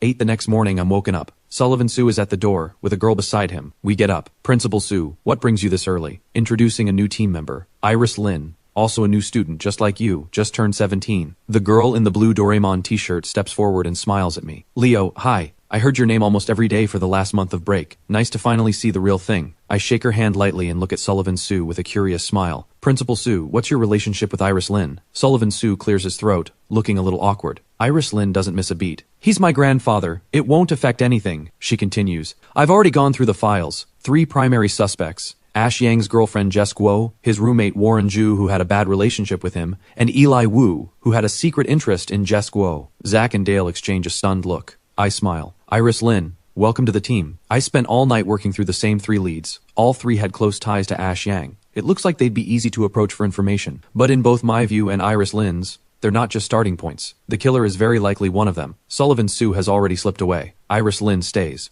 She glances around the room. It's light out. What's the move? I smile and lay it out. Zach, go with an officer and find Eli Wu. Dale, go find Warren Zhu. Iris Lin, you're with me. We go see Jess Guo. That's probably what Principal Su would most want. Sounds good, Iris Lin says with a small smile. We wash up quickly and leave the dorm together. On the way down, more than a few male students do double takes at Iris Lin. Nobody pays them any mind. At the school gate, Iris Lin and I hail a cab and settle into a coffee shop near the West District Station. I call Jess Guo. Officer Guo, I'm Liu Yi from the police academy. You've likely already heard about the murder. I need to verify a few things with you. Jess Guo on the other end doesn't sound surprised. She says fine and hangs up. Iris Lin stirs her coffee. Leo, why hasn't Jess Guo contacted the school on her own? How suspicious do you think she is? I pause. By any normal logic, she's the top suspect. Her boyfriend is dead, and she's still going to work. But do you know why I sent Zach and Dale after the other two? Iris Lin furrows her brow and shakes her head. Simple. I ruled Jess Guo out last night. Whoever swung that blunt object and killed Ash Yang, it wasn't her. Iris Lin looks even more puzzled. In her assessment, Jess Guo is still the most likely suspect. Then Jess Guo appears at the coffee shop entrance. She's here, I say quietly. She walks in, takes off her officer's cap to reveal a sharp, close-cropped hairstyle. She doesn't look well, but she manages a small smile. Hi, I'm Jess Guo. Officer Guo, please sit. After she does, a server sets down a black coffee. She looks at the cup and says with a bitter smile, You even know I drink it black. What don't you know about me? Or maybe you're wondering, am I the most likely killer? I told Iris Lin before you arrived that you're definitely not the killer, I say quietly. Jess Guo stares at me, frozen. Why? I had the most access to him. I had the most reason to. Why rule me out? She clenches her jaw. From everything I've seen, your relationship was solid. Ash Yang only ever had you, and the killer is male. Unless you can produce a convincing male voice, I don't believe it was you. Iris Lin frowns beside me. As a criminal investigation student, ruling out a suspect so definitively doesn't sit right with her. But what surprises her even more, Jess Guo's tears start falling. No, even if I didn't kill him, he died because of me. Leo, I've heard of you. I never expected you'd be the one coming to find me. With your mind, you shouldn't be wasting time on me. I narrow my eyes and ask almost without hesitation. So you also think the killer is Warren Ju or Eli Wu? Iris Lin follows up. Has Eli Wu always had feelings for you in secret? The bitterness on Jess Guo's face deepens. What if I told you both Warren Ju and Eli Wu have been pursuing me? Of course we believe you. You carry yourself with the strength of an officer, and you're still striking at the same time. And you were one of the top students from last year's graduating class. Yes, last year had many outstanding students. Ash Yang, Li Huan, Zhao Yurui, even the talented Warren Ju was only second tier by comparison. But there's something neither of us expected. Ash Yang wasn't the only one who disappeared this summer. Iris Lin and I both shift expressions at the same time. Jess Guo pulls out her phone. It shows call logs to Ash Yang, Warren Ju, and Eli Wu, over 100 calls to each. That means Ash Yang wasn't the only one who went missing this summer. Warren Ju and Eli Wu have also vanished. I call Zach immediately. Did you find Warren Ju? Don't even ask, Leo. I've got a bad feeling. Warren Ju's parents say he went to a remote mountain area to teach after graduation, just like Ash Yang. My expression goes still. I say quietly, got it, and stare at the phone. Sure enough, Dale calls next. Before he can speak, I ask first, did Eli Wu go to teach in the mountains too? Yes. How did you know? Just heard. My eyes go back to Jess Guo. She looks completely hollow, mouth moving over and over. They're dead. All of them. They're really all dead. Iris Lin and I exchange a look. We both feel the urgency. I lean in. Officer Guo, what do you actually know? Did Warren Ju and Eli Wu disappear at the same time as Ash Yang? Jess Guo's face is pale. Yes, I found out about Warren Ju a month ago. Then Eli Wu 2 weeks ago. I genuinely believed they'd gone. Not until last night when the school told me Ash Yang was dead did everything click. Who told you they went to teach? I called all three of them almost every day. When something felt wrong, I started calling their families. Every family said the same thing. Remote mountains. Unreachable. I tried to find them in Kingdu. Board game cafes, gaming centers. I even used my access to check hotel records. Nothing. No registration anywhere in the country. Now that Ash Yang has turned up, Warren Ju and Eli Wu must be close behind. Jess Guo goes quiet. Iris Lin and I press forward. Did the three of them, in room 314, ever have a serious conflict with anyone? I don't know. I genuinely don't. No one wants to find the killer more than I do. Those three, my boyfriend and my two closest friends. Jess Guo's fists tighten. I frown. Wait. From what I understand, Warren Ju and Ash Yang didn't get along. That's true. Ash Yang and Warren Ju clashed. Same with Eli Wu. But when something real happened, those three trusted each other more than anyone. That I believe. Every school has people like this. They rub each other the wrong way on a regular basis, but the moment someone goes after one of them, they close ranks tighter than anyone. All right, Officer Guo, we won't take up any more of your time. I have what I need. Jess Guo takes a long breath and stands. She's almost out the door when she turns back. Find them as soon as you can. Once they're all found, I'll go see them. Then she's gone. Iris Lin watches her leave. She's hiding something. She is, but it's probably not related to the case, I say lightly. Iris Lin thinks for a moment, then says quietly, the dynamic between Jess Guo and those three is more complicated than it seems. Even if she misses Ash Yang, was it really necessary to call Warren Ju and Eli Wu hundreds of times? I smile and say nothing more. We head back together. In my mind, Warren Ju and Eli Wu were the prime suspects. But the case has gone in a direction no one expected. Anyone would be caught off guard by this. In the car, Iris Lin's expression is serious. I glance at her. What's wrong? Feeling thrown off? Not quite. I'm just thinking, what kind of person could take out three exceptional students like that? And where are Warren Ju and Eli Wu's bodies? I don't pause. At the school. Iris Lin looks up. The school has people everywhere right now. After Ash Yang, the administration launched a full sweep. If their bodies were there, they should have been found by now. What do you think? Besides the water tower, where else on campus could a body be hidden? Iris Lin furrows her brow, turns it over and over, and can't come up with anything. The car goes quiet. Then, both Iris Lin's phone and mine receive a notification from the school's official account. Today is the second day of the new semester. It is also the Academy's annual tree planting day. All students are asked to plant their tree on the back hill before 6 this evening. Tree planting is a school tradition. Every new student plants a sapling on the back hill. 4 years later, the trees have grown, and so have they, from students into officers who can hold their own. Iris Lin stares at the notification. She looks pained. Who has the heart to plant a tree right now? Then she stops mid-sentence and snaps her eyes to me. But I'm already shouting at the driver. Step on it. We need to reach the back hill of the police academy in 10 minutes. The cab pulls up to the academy's back gate quickly. As Iris Lin and I get out, we see students gathering in the back courtyard. Despite the murder, life on campus goes on. I spot Grant Wang organizing the activity and run over. Director Wang, hold the tree planting for now. Grant Wang frowns. Weren't you investigating Ash Yang's case? What are you doing here? Director Wang, Warren Ju and Eli Wu are unaccounted for. Their families say they went to teach in the mountains, just like Ash Yang. We now believe Warren Ju and Eli Wu have also been killed. Their bodies are likely hidden in these trees. Grant Wang stares at me in disbelief. What are you talking about? Ash Yang is the only victim. How could Warren Ju and Eli Wu be dead too? Whether you believe me or not, Director Wang, to prevent the scene from being disturbed, the activity has to be suspended. Grant Wang thinks for a moment. All right, get into the tree line. I'll have security assist you. Iris Lin and I nod and run toward the trees. I send a message to Dale and Zach to come to the back hill the moment they return. Every tree here represents a student. It's a tradition established when the current principal took office. So even though there are many trees on the back hill, we go straight to the student planting area. The killer told Ash Yang's parents they'd see him in a couple of days. I originally assumed that referred to Ash Yang. Now I think that line included Warren Ju and Eli Wu too. The killer meant, in a couple of days, all three of their families would be finding out the truth. If that's correct, Warren Ju and Eli Wu's bodies are most likely at their own trees. As we move deeper into the planting area, a faint smell of decay drifts on the wind. Not strong, but Iris Lin and I both know the bodies are ahead. We reach the 3 trees planted side by side. Ash Yang's, Warren Ju's, Eli Wu's. Sure enough, 2 decomposed bodies hang from the branches. Crows perch on them, heads dipping. We step closer. The crows scatter with a harsh cry. They really are here, Iris Lin says quietly. I say nothing. I climb Warren Ju's tree slowly. When I reach the body, the first thing I notice is the mouth is open. No tongue. The jaw is propped open with a nail. That single image tells me everything. Warren Ju was brought here while still alive, hung from the tree. To stop him from crying out, the killer cut out his tongue and used a nail to keep the jaw from closing. Down below, Iris Lin isn't idle. She's searching the ground. She finds something quickly. There are blood pools beneath both trees. I examine the rest of Warren Ju's body from my position in the tree. I pull down his trousers. My eyes go still. If Zach were here,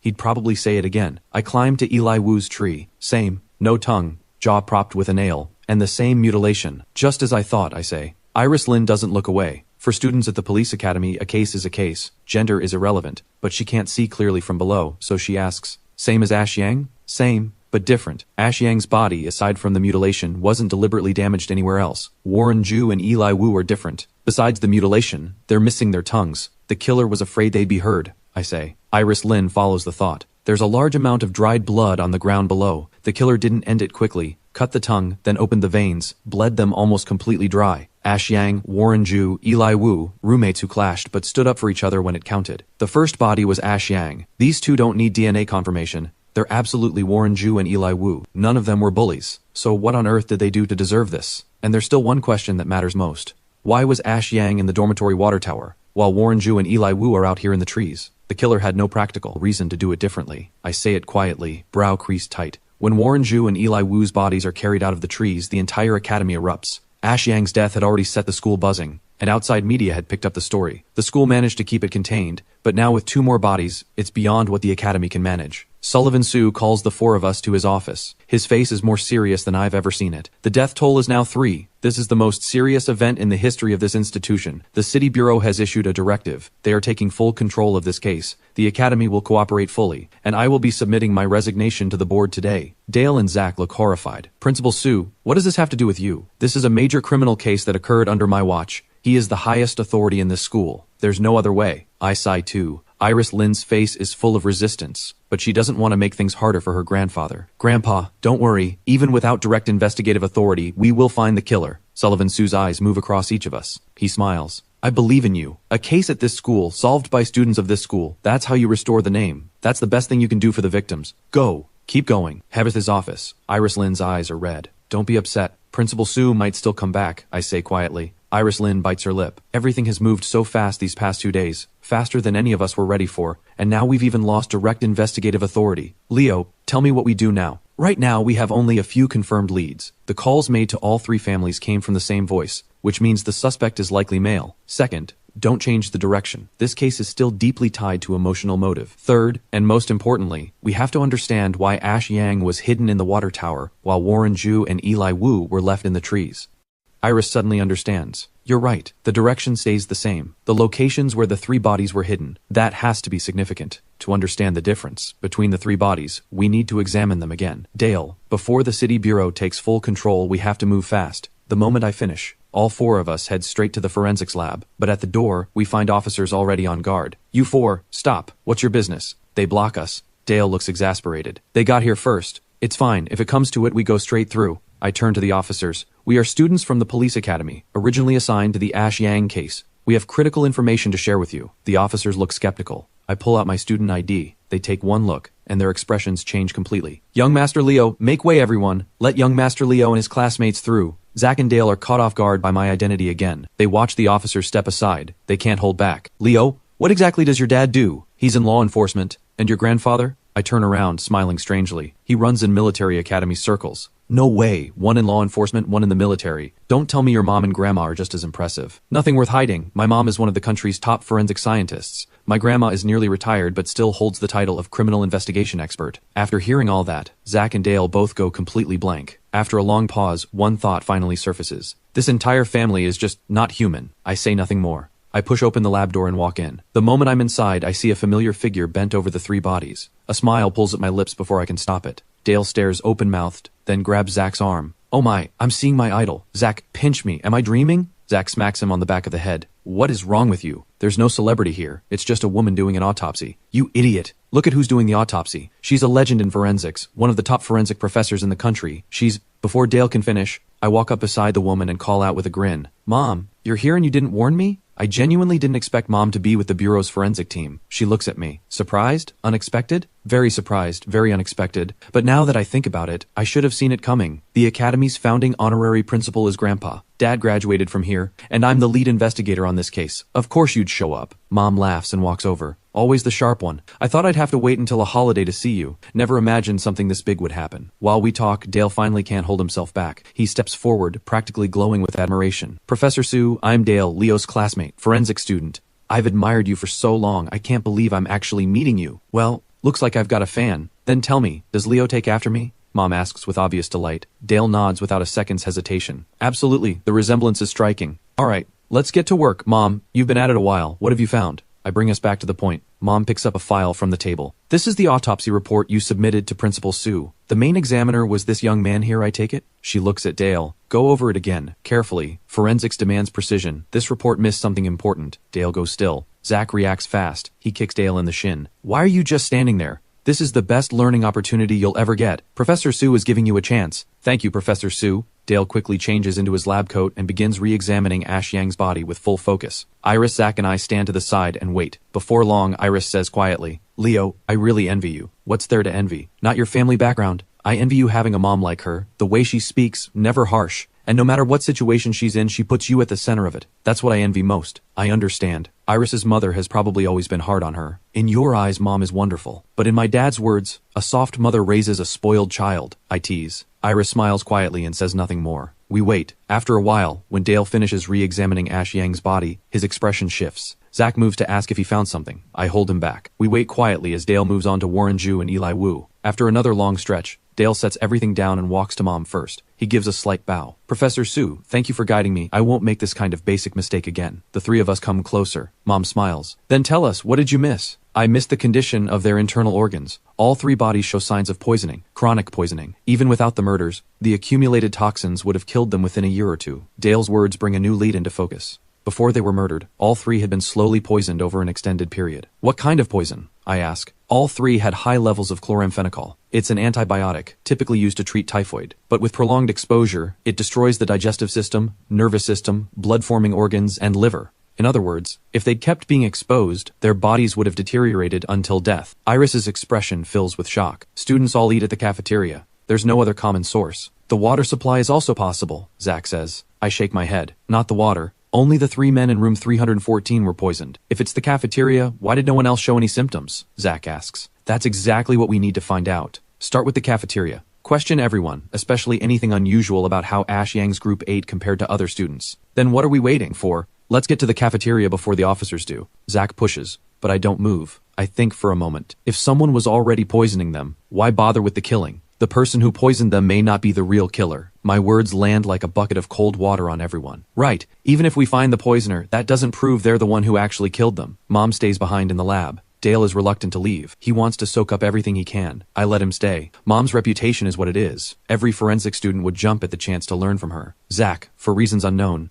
sees Dale staying and suddenly decides he wants to stay too. Mom is actually quite pleased. 2 extra sets of hands. She keeps them both. Iris and I leave the lab. The officers nod with a smile. We smile back and pick up the pace toward our next lead. Director Grant Wang looks surprised to see us, but when he sees who it is, he smiles. What can I do for you two? Director Wang, we have some questions about the cafeteria. That falls under your oversight, right? Grant Wang nods. The cafeteria is my responsibility. Go ahead. What do you need to know? Things have been absolutely chaotic around here. I want to ask, were there any special arrangements for certain students' meals? Specifically, did Ash Yang's group eat anything different from the rest of the students? Grant Wang shakes his head immediately. The academy doesn't make special arrangements for individual students, and I've never noticed any student receiving better or worse food than anyone else. I try another angle. Is the cafeteria run by an outside contractor? It is, but even so, what you're describing couldn't happen there. I decide there's no point pressing further. Whether Grant Wang is telling the truth or not, there's no reason for him to cover anything up. He probably genuinely doesn't know. We don't push further. Iris and I say goodbye and walk out. She frowns. Are we really going straight to the cafeteria? Won't that tip them off? Did you forget? We still have someone who can give us information. I smile. Iris catches on almost immediately. Right, Jess Guo. She was so close to Ash and the others. She's bound to know something. So we leave the academy again and meet Jess at the same coffee shop. Even though we've lost direct investigative authority, Jess's attitude hasn't changed. The moment she sits down, she asks, "You have a new lead, don't you?" I get straight to it. You've probably heard that Warren Zhu and Eli Wu's bodies have been found. Today I'm here about the poisoning. Jess looks confused. Poisoning? The latest autopsy shows all 3 were being poisoned over an extended period. We believe it's food related. The cafeteria is the only common food source at the academy. You were closest to them. You must know something. The moment I finish, Jess's expression shifts sharply. It's gone almost immediately, but my eyes caught it. It leaves me unsettled. Then Jess speaks.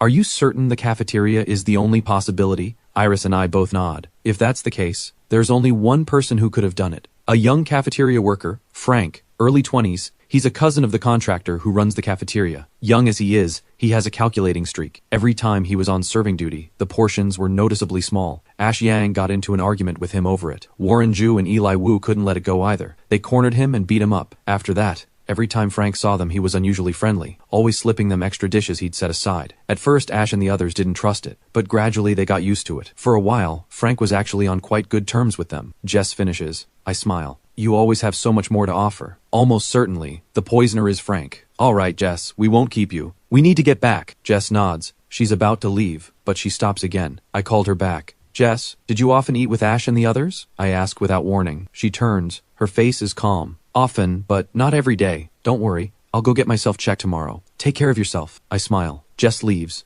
Iris watches her go and says again what she said the first time they met. Something about her is always off. I smile again and say nothing. I watch Jess walk away and quietly make a decision. After the brief meeting with Jess, Iris and I return to the academy. The campus is now swarming with officers, all sent from the city bureau to handle the triple murder. The academy is a training ground for the entire law enforcement system. 3 deaths here. Not just the city bureau, but even my father Marcus, she had to take notice. Iris and I were heading straight for the cafeteria when we run into a middle-aged couple in the corridor. Their faces are heavy with grief. Iris and I exchange a look. One of the 3 victims' parents. I step forward. Hello, my name is Leo Yi. I was the student investigator assigned to the Ash Yang, Warren Zhu, and Eli Wu case. May I ask who you are? We're Ash Yang's parents. Is there something you need? His father says, but his mother looks us over and says something that catches me off guard. Is this academy really this careless? How old are you two? How can children be investigating something like this? We are young, ma'am, but every lead the bureau is currently working on came from us. The reason we stopped you is simple. We need to know what was said in that phone call. Without question, the person who called all 3 families was the killer. Just the usual caring things. How tough the teaching was, telling us to take care of ourselves. That's mostly what we remember. I nod. Did you record it? What date was the call? How long did you talk? Only that it was the 21st of last month. The call lasted nearly an hour. We all believed it was really Ash. The voice had a heavy cold, thick, congested, but the way of speaking exactly like him. Understood. Please take care of yourselves.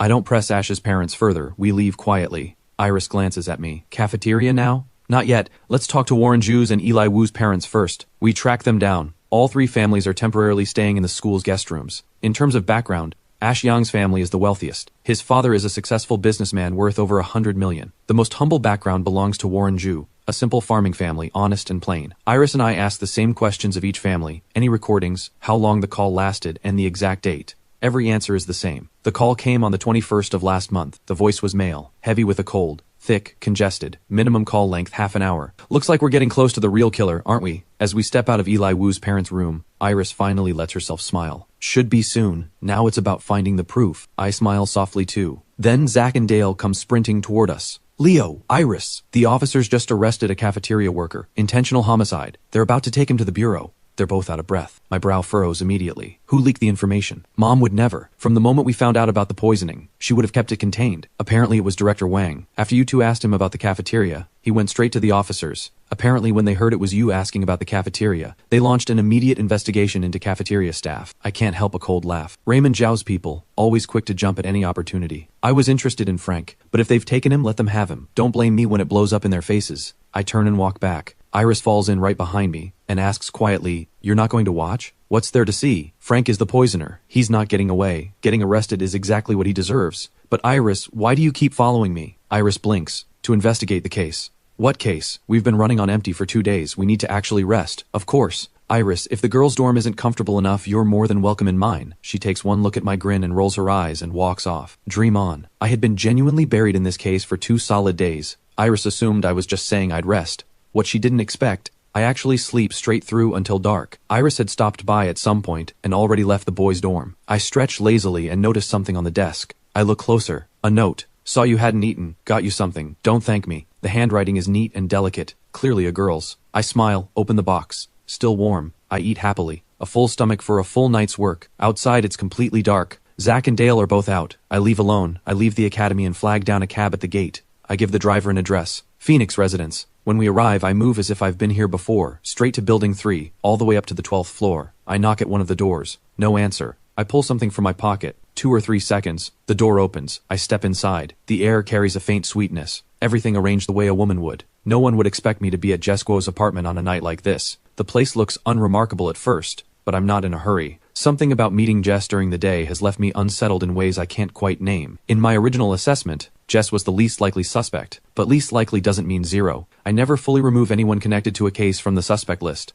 Coming here while she's out, I want to see if there's anything this apartment can tell me. I walk through the living room first, then into the bedroom. Same minimal style, but there's an oversized wardrobe. I stare at it, genuinely curious. From everything I know about Jess, during her student years she was easygoing, never particularly invested in clothes, shoes, or cosmetics. A wardrobe this size isn't something she needs. It makes the room feel cramped, and that doesn't fit her at all. I walk slowly toward it. I pull the door open gently. Her clothes hang inside, mostly black and white shirts, casual wear. I take it in and find nothing unusual. I'm about to close it, when something stops me. There's a smell in the wardrobe. I push the clothes aside one by one. Sandalwood. As the clothes part, the scent grows stronger. I look carefully. Behind the row of clothes, there's a hidden compartment. I open it immediately. What's inside makes my chest tighten. 2 electric candles glow faintly. The sandalwood scent comes from a small incense burner. The burner is filled with accumulated ash. At least a month or two's worth. I reach into the ash, but my eyes lock onto the 2 photographs hanging in the compartment. 2 young men, early 20s, faces lit with the easy confidence of youth. These are the 2 men found hanging in the trees, Eli Wu and Warren Ju. But with their photos here,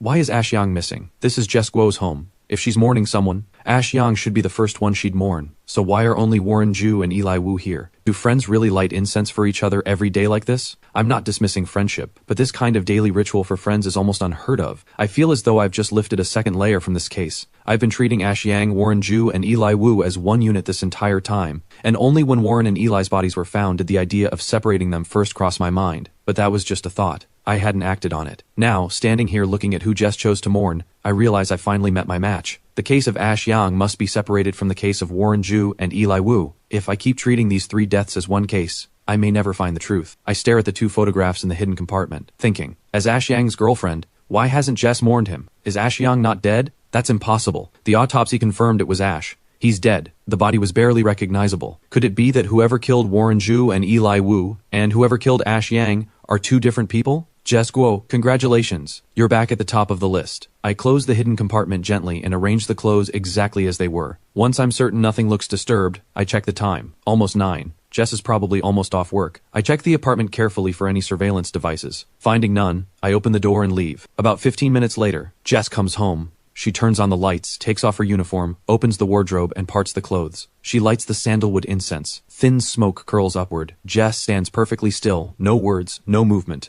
No one knows she does this every single day. An hour later, she gives the photographs a small bow and says goodnight. The night passes as if nothing happened. On my way back to the academy, Dale calls. Leo, where are you? The room is empty. It was stuffy at school. I went for a walk. What's up? Professor Su and I did a deeper examination of all 3 bodies. New findings. Get back here. I tell the driver to hurry and head straight to the lab. Dale is visibly excited. You were right. Ash Yang's time of death is different from Warren Ju's and Eli Wu's. Warren and Eli died first. Ash Yang was last. Of course. Can you determine the gap? Exact figures are difficult, but the difference in death times is within 5 days. Mom adds to that. I nod and glance around the lab. Where's Iris? She hasn't come by. I just called her. She's apparently out somewhere too. I don't ask further. I pull Mom aside. Mom, you're a woman. Help me understand something about another woman. Her boyfriend dies, and she doesn't mourn him, but she mourns his 2 close friends. Why? Mom's brow furrows. You're saying Jess hasn't been mourning Ash Yang, but she has been mourning Warren Ju and Eli Wu? Yes, Mom. You understand a woman's mind better than I do. Mom lowers her head and thinks. The longer she thinks, the more she shakes her head. It's only been 3 days since she found out Ash was dead. Shouldn't she still be in grief? Why would she be thinking about ritual mourning? She's been doing it for 1 to 2 months. Mom's expression shifts completely. 1 to 2 months of mourning. If she's been doing that, doesn't that make her the prime suspect? Yes, but the caller was male. Jess was one of the top students from last year's graduating class.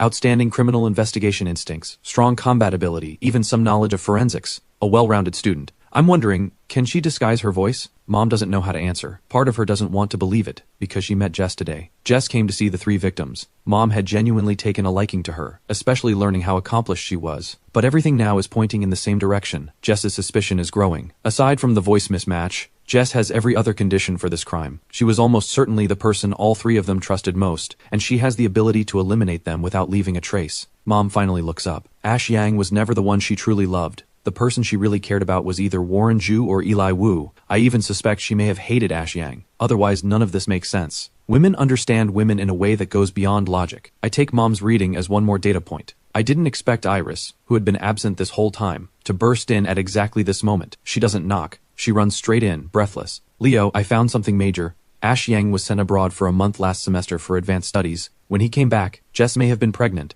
I walk straight over to her. Where did this come from? A girl from the previous year who couldn't stand Jess. We've been investigating their social circle, so I looked in the opposite direction. And it gets better. While Ash was abroad, Jess was absent from the academy one evening. It was Eli Wu's birthday, and both the other guys from room 314 were also gone that night. 2 weeks after Ash came back, Jess took a week of leave. 5 days after that leave ended, the academy's break began. I start piecing together Iris's findings. Jess may have been pregnant. All 3 were absent on Eli's birthday. After Ash returned, Jess took leave. If the pregnancy was real, that week was likely to deal with it. If she dealt with it, it means Ash found out. Which raises the question, during the month Ash was away, did the relationship between Jess and either Warren or Eli shift from friendship into something more? When Ash found out, consumed by rage, he killed Warren and Eli. And when Jess discovered what he'd done, she killed Ash. If all of this holds, then Jess is terrifying. Because for the past 1 to 2 months, everything has been a performance. Her phone records are carefully managed, calling Warren, Eli, and Ash. Every call rings for at least 10 seconds. And the most baffling thing, Jess never reported Warren and Eli missing or tried to recover their bodies. Was she afraid that doing so would expose her role in Ash's death? Theories keep surfacing in my mind one after another. But no one expected an officer to push open the lab door right at that moment, voice buzzing with excitement. Professor Su, young Master Leo,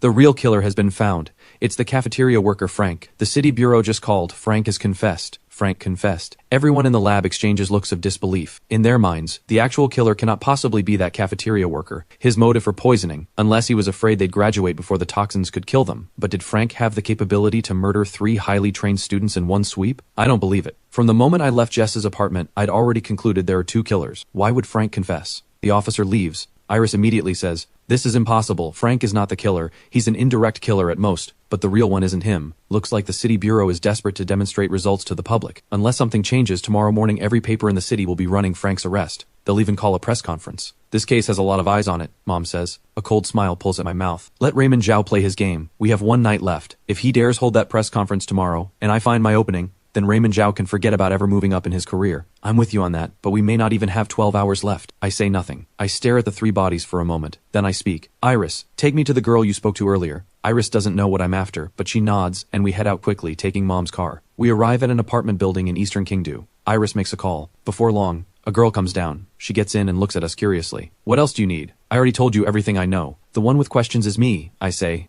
There are a few things I'd like you to help clarify. I smile. She looks me over. All right. Since you're cute enough to make it worth my while, I'll tell you everything. I don't let that land. What made you think Jess was pregnant at the time? I was in the same class as her. Before she took leave, she kept dry heaving, and then she took 7 days off all at once. That's what made me suspicious. I nod. Good. How did you establish Jess's relationship with Warren and Eli? It was never really a secret. A lot of people knew at the time, because the next day Jess was arguing with Warren and Eli, asking over and over who it was. Something clicks further into place. I smile. Last question. What's your honest read on Jess? Jess, honestly, I can't stand her. She always seemed above everyone else, but I can't deny her ability. She's genuinely gifted. A natural in criminal investigation. Back in school, every time they ran a mock case, 7 out of 10 times, she was the one who found the killer. So if it were up to you, if Jess decided to commit a crime, how well do you think she could pull it off? I smile. No one would ever suspect her, and even if they did, they'd dismiss it almost immediately. I stop there. Good. Thank you for your time. We'll take you to dinner sometime. She smiles and nods, but just before she gets out, she turns. Actually, forget the dinner. Can I go see Ash Yang?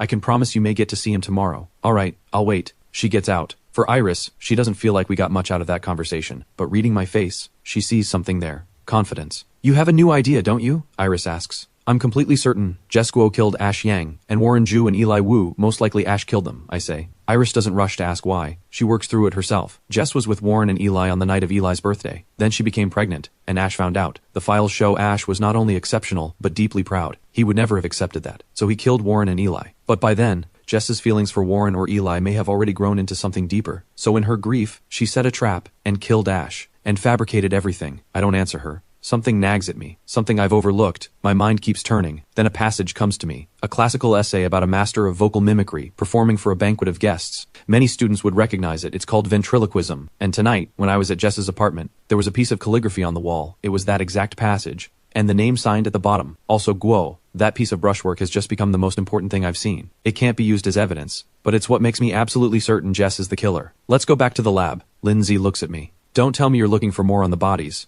Besides the bodies, we don't have time to find anything else. Someone as gifted as Jess wouldn't leave us evidence. But Jess is smart, and so was Ash. Unless he died instantly from that first blow, he would have left something behind. One blow can kill. But what if Ash didn't die immediately? He may have struggled. And the primary crime scene, we've never found it. Where is it? Maybe it's exactly where no one would think to look. The location that's already been ruled out. Where is it? The rooftop. The place Zach ruled out. Iris and I move back to the academy as fast as we can and go straight to the lab. Mom sees us walk in. Find anything? I shake my head. Nothing yet. But Jess Guo is confirmed involved. Mom, what are you working on? Running a more thorough examination, especially the fingernails and mouth. Zach, go prepare the luminol solution. Zach's eyes light up. You found the primary crime scene? Not confirmed, but I want to use luminol on the rooftop and see if we can reconstruct what happened there. See if the rooftop really is the primary scene. Luminol isn't hard to prepare, but the glow it produces when it reacts with blood is extremely faint. It needs darkness or complete blackout conditions. It's already deep into the night. Zach and Dale get to work preparing the solution immediately. When it's ready, Dale stays behind to assist Mom. I take Zach and Iris to the rooftop of Block B. The prepared solution is limited. There's no way to make a large amount this fast. The three of us reach the roof. Zach and Iris look at me, waiting to be told where to start. I scan the space. Jess has combat ability, but physically carrying a body into the water tower seems unlikely. If she wanted Ash to die without any chance to react, right past this iron door is the best place to do it. Zach, spray the luminol in a straight line from the iron door to the water tower. Zach nods and begins spraying slowly along the line I indicated. As long as blood was ever on this surface, no matter how thoroughly cleaned, no matter how long ago, it will show. The solution creeps toward the water tower. Zach hasn't even reached it yet when the ground begins to glow with faint blue-white light. A patch of luminescence spreads and grows. I pull out my phone and start documenting. Then, a pair of footprints appears in silver light. Iris, what size shoes did Ash Yang wear? Around a size 43. And these? Can't be more than 37. As Iris says it, her face floods with pure joy. A size 37 footprint. An extraordinary piece of evidence. Feet that small rarely belong to a man. I observed Jess's feet earlier, large for a woman. 37 is a large woman's size. I crouch close and photograph every detail. Then more footprints emerge, fading as they move further away, because the blood on the soles was gradually wiping off. As Zach sprays the base of the water tower, I call out, "Go around the tower. I want to see if we can bring out the shape of the weapon." Zach nods. Before he's even finished, the outline of half a hammer materializes. I step back from the camera with a smile and call Mom. Mom, stop the examination. Is the city bureau definitely holding the press conference? Confirmed. Tomorrow morning at 9, Academy grounds. Mom answers. Good. We're done for tonight. First thing tomorrow morning, I'll personally invite Jess Guo to attend. The night passes quickly. Morning comes, bright and clear. The academy, the center of everyone's attention these days, is buzzing from first light. Students gather on the field, waiting for the conference to begin. The first thing I do at 7 in the morning is call Jess. She picks up quickly. Jess, the real killer has been found. Today, the City Bureau is holding a press conference here at the Academy. The case will be made public. Your wish to see this resolved. Today is the day. 2 or 3 seconds of silence on the other end. Then, in a heavy voice, Leo, thank you, all of you. It's what needed to be done. I hang up, get dressed, and call Zach and Dale to come down. The field is packed. Looks like the entire academy is here, Zach says. I think I see Principal Su. He's in the crowd. Dale suddenly points in another direction. Iris immediately runs over. I smile. Let's go say hello. Principal Sullivan Su isn't sitting in the principal's seat. He's standing among the students. Under his watch, something this serious happened, even if it wasn't his direct fault. But I know that in the position of academy principal, the first responsibility is preventing students from committing crimes. The academy produces exceptional talent, but it can also produce criminals of extraordinary ability. That rule isn't written anywhere, but it's iron law all the same. The 3 of us greet Sullivan Su. He looks tired, but sharp. You 3 have good eyes. Now watch carefully. Do you think today's press conference is going to become a joke? Sullivan Su didn't become principal because of seniority. My grandfather was the founding honorary principal. Sullivan Su only took the role because qualified candidates were scarce at the time. Now the field is full of talent. And Sullivan Su, though no longer young, remains undeniably the finest in his field. Iris and I watch the city bureau officials take their seats on the platform. No need to wait for the future, I say. Today, everything becomes clear. Sullivan Su looks at me, surprised. Then genuine excitement fills his eyes. You found it? All of us nod at once, but my eyes are scanning the crowd. When I spot that familiar silhouette, I walk over. Jess, you made it. Want me to find you somewhere to sit? She smiles and shakes her head. I'll stand here with you and wait for the verdict. Okay, though I never imagined a cafeteria worker could do something like this. I sigh. Who could? Maybe this place brings out what's in people. Spend every day surrounded by law enforcement geniuses. Eventually, some of it rubs off. The truly skilled criminal, the thing about them is that even when they're the killer, people find it almost impossible to accept. Jess seems to be sighing to herself. I look at her. Well said. I've always believed the killer is usually hiding in exactly the place no one would think to look. Jess turns and looks at me, as if she wants to say something. But an official on the platform has already stepped up to the microphone. Members of the press, faculty, students, good morning. I am Louis from the City Bureau. Today's press conference covers one matter, the official case summary of the rooftop body concealment and the tree line concealment. After Louis' opening remarks, a reporter immediately calls out, Deputy Director Lee, the 2 cases at this academy have generated enormous attention online. Has the killer been apprehended before today's conference? And if so, will their identity be revealed today? To the school administration, we understand 2 cases have occurred here. Is it true the former principal has resigned? Deputy Director Lee, and to the school's leadership, 3 people have died. The public impact has been severe. What steps will the academy take to prevent this from happening again? The reporters practically fight to get their questions in. On the platform, Deputy Director Lee raises a hand. Please, one at a time. I'll answer everything. Since this case first came to light, Secretary Liu of the City Committee and Bureau Chief Raymond Zhao have both taken this extremely seriously. Chief Zhao in particular has barely slept in 3 days over this case. But the effort has paid off. The real killer was indeed hiding within the academy, just as many suspected. Conclusive evidence of prolonged chloramphenicol poisoning was found in all 3 victims. Ash Yang, Warren Ju, and Eli Wu. Last semester, cafeteria worker Frank systematically laced the food of all 3 victims over an extended period. After this lead was uncovered, our bureau conducted a careful and thorough operation and successfully apprehended Frank. Deputy Director Lee delivers all of this with polished authority and conviction. But the reporters aren't easily satisfied. Someone asks, if he was already poisoning them, why did he also commit brutal murders just before the break ended? Because all 3 had already graduated. The accumulated toxin in their systems wasn't yet lethal. And before the poisoning began, Frank had been assaulted by the 3 of them over a trivial dispute. He harbored a grudge. He ran out of patience. And so, in the final days before the break, he killed them one by one. The motive checks out. The timeline works. The reason is laid out plainly. The reporters go quiet. Unease ripples through the student body. They all eat at the same cafeteria. Who knows if any of them had unknowingly crossed Frank? A murmur spreads through the crowd. The parents of the 3 victims break down completely, but no one notices me reaching out and taking Jess Guo by the wrist, pulling her forward. Jess's eyes are red. Her face is full of grief. But the moment she feels my hand on her wrist, she startles. Before she can ask what I'm doing, she hears me call out toward the platform. Deputy Director Lee, Frank only poisoned them. Who told you he was the one who actually killed Ash Yang, Warren Ju, and Eli Wu?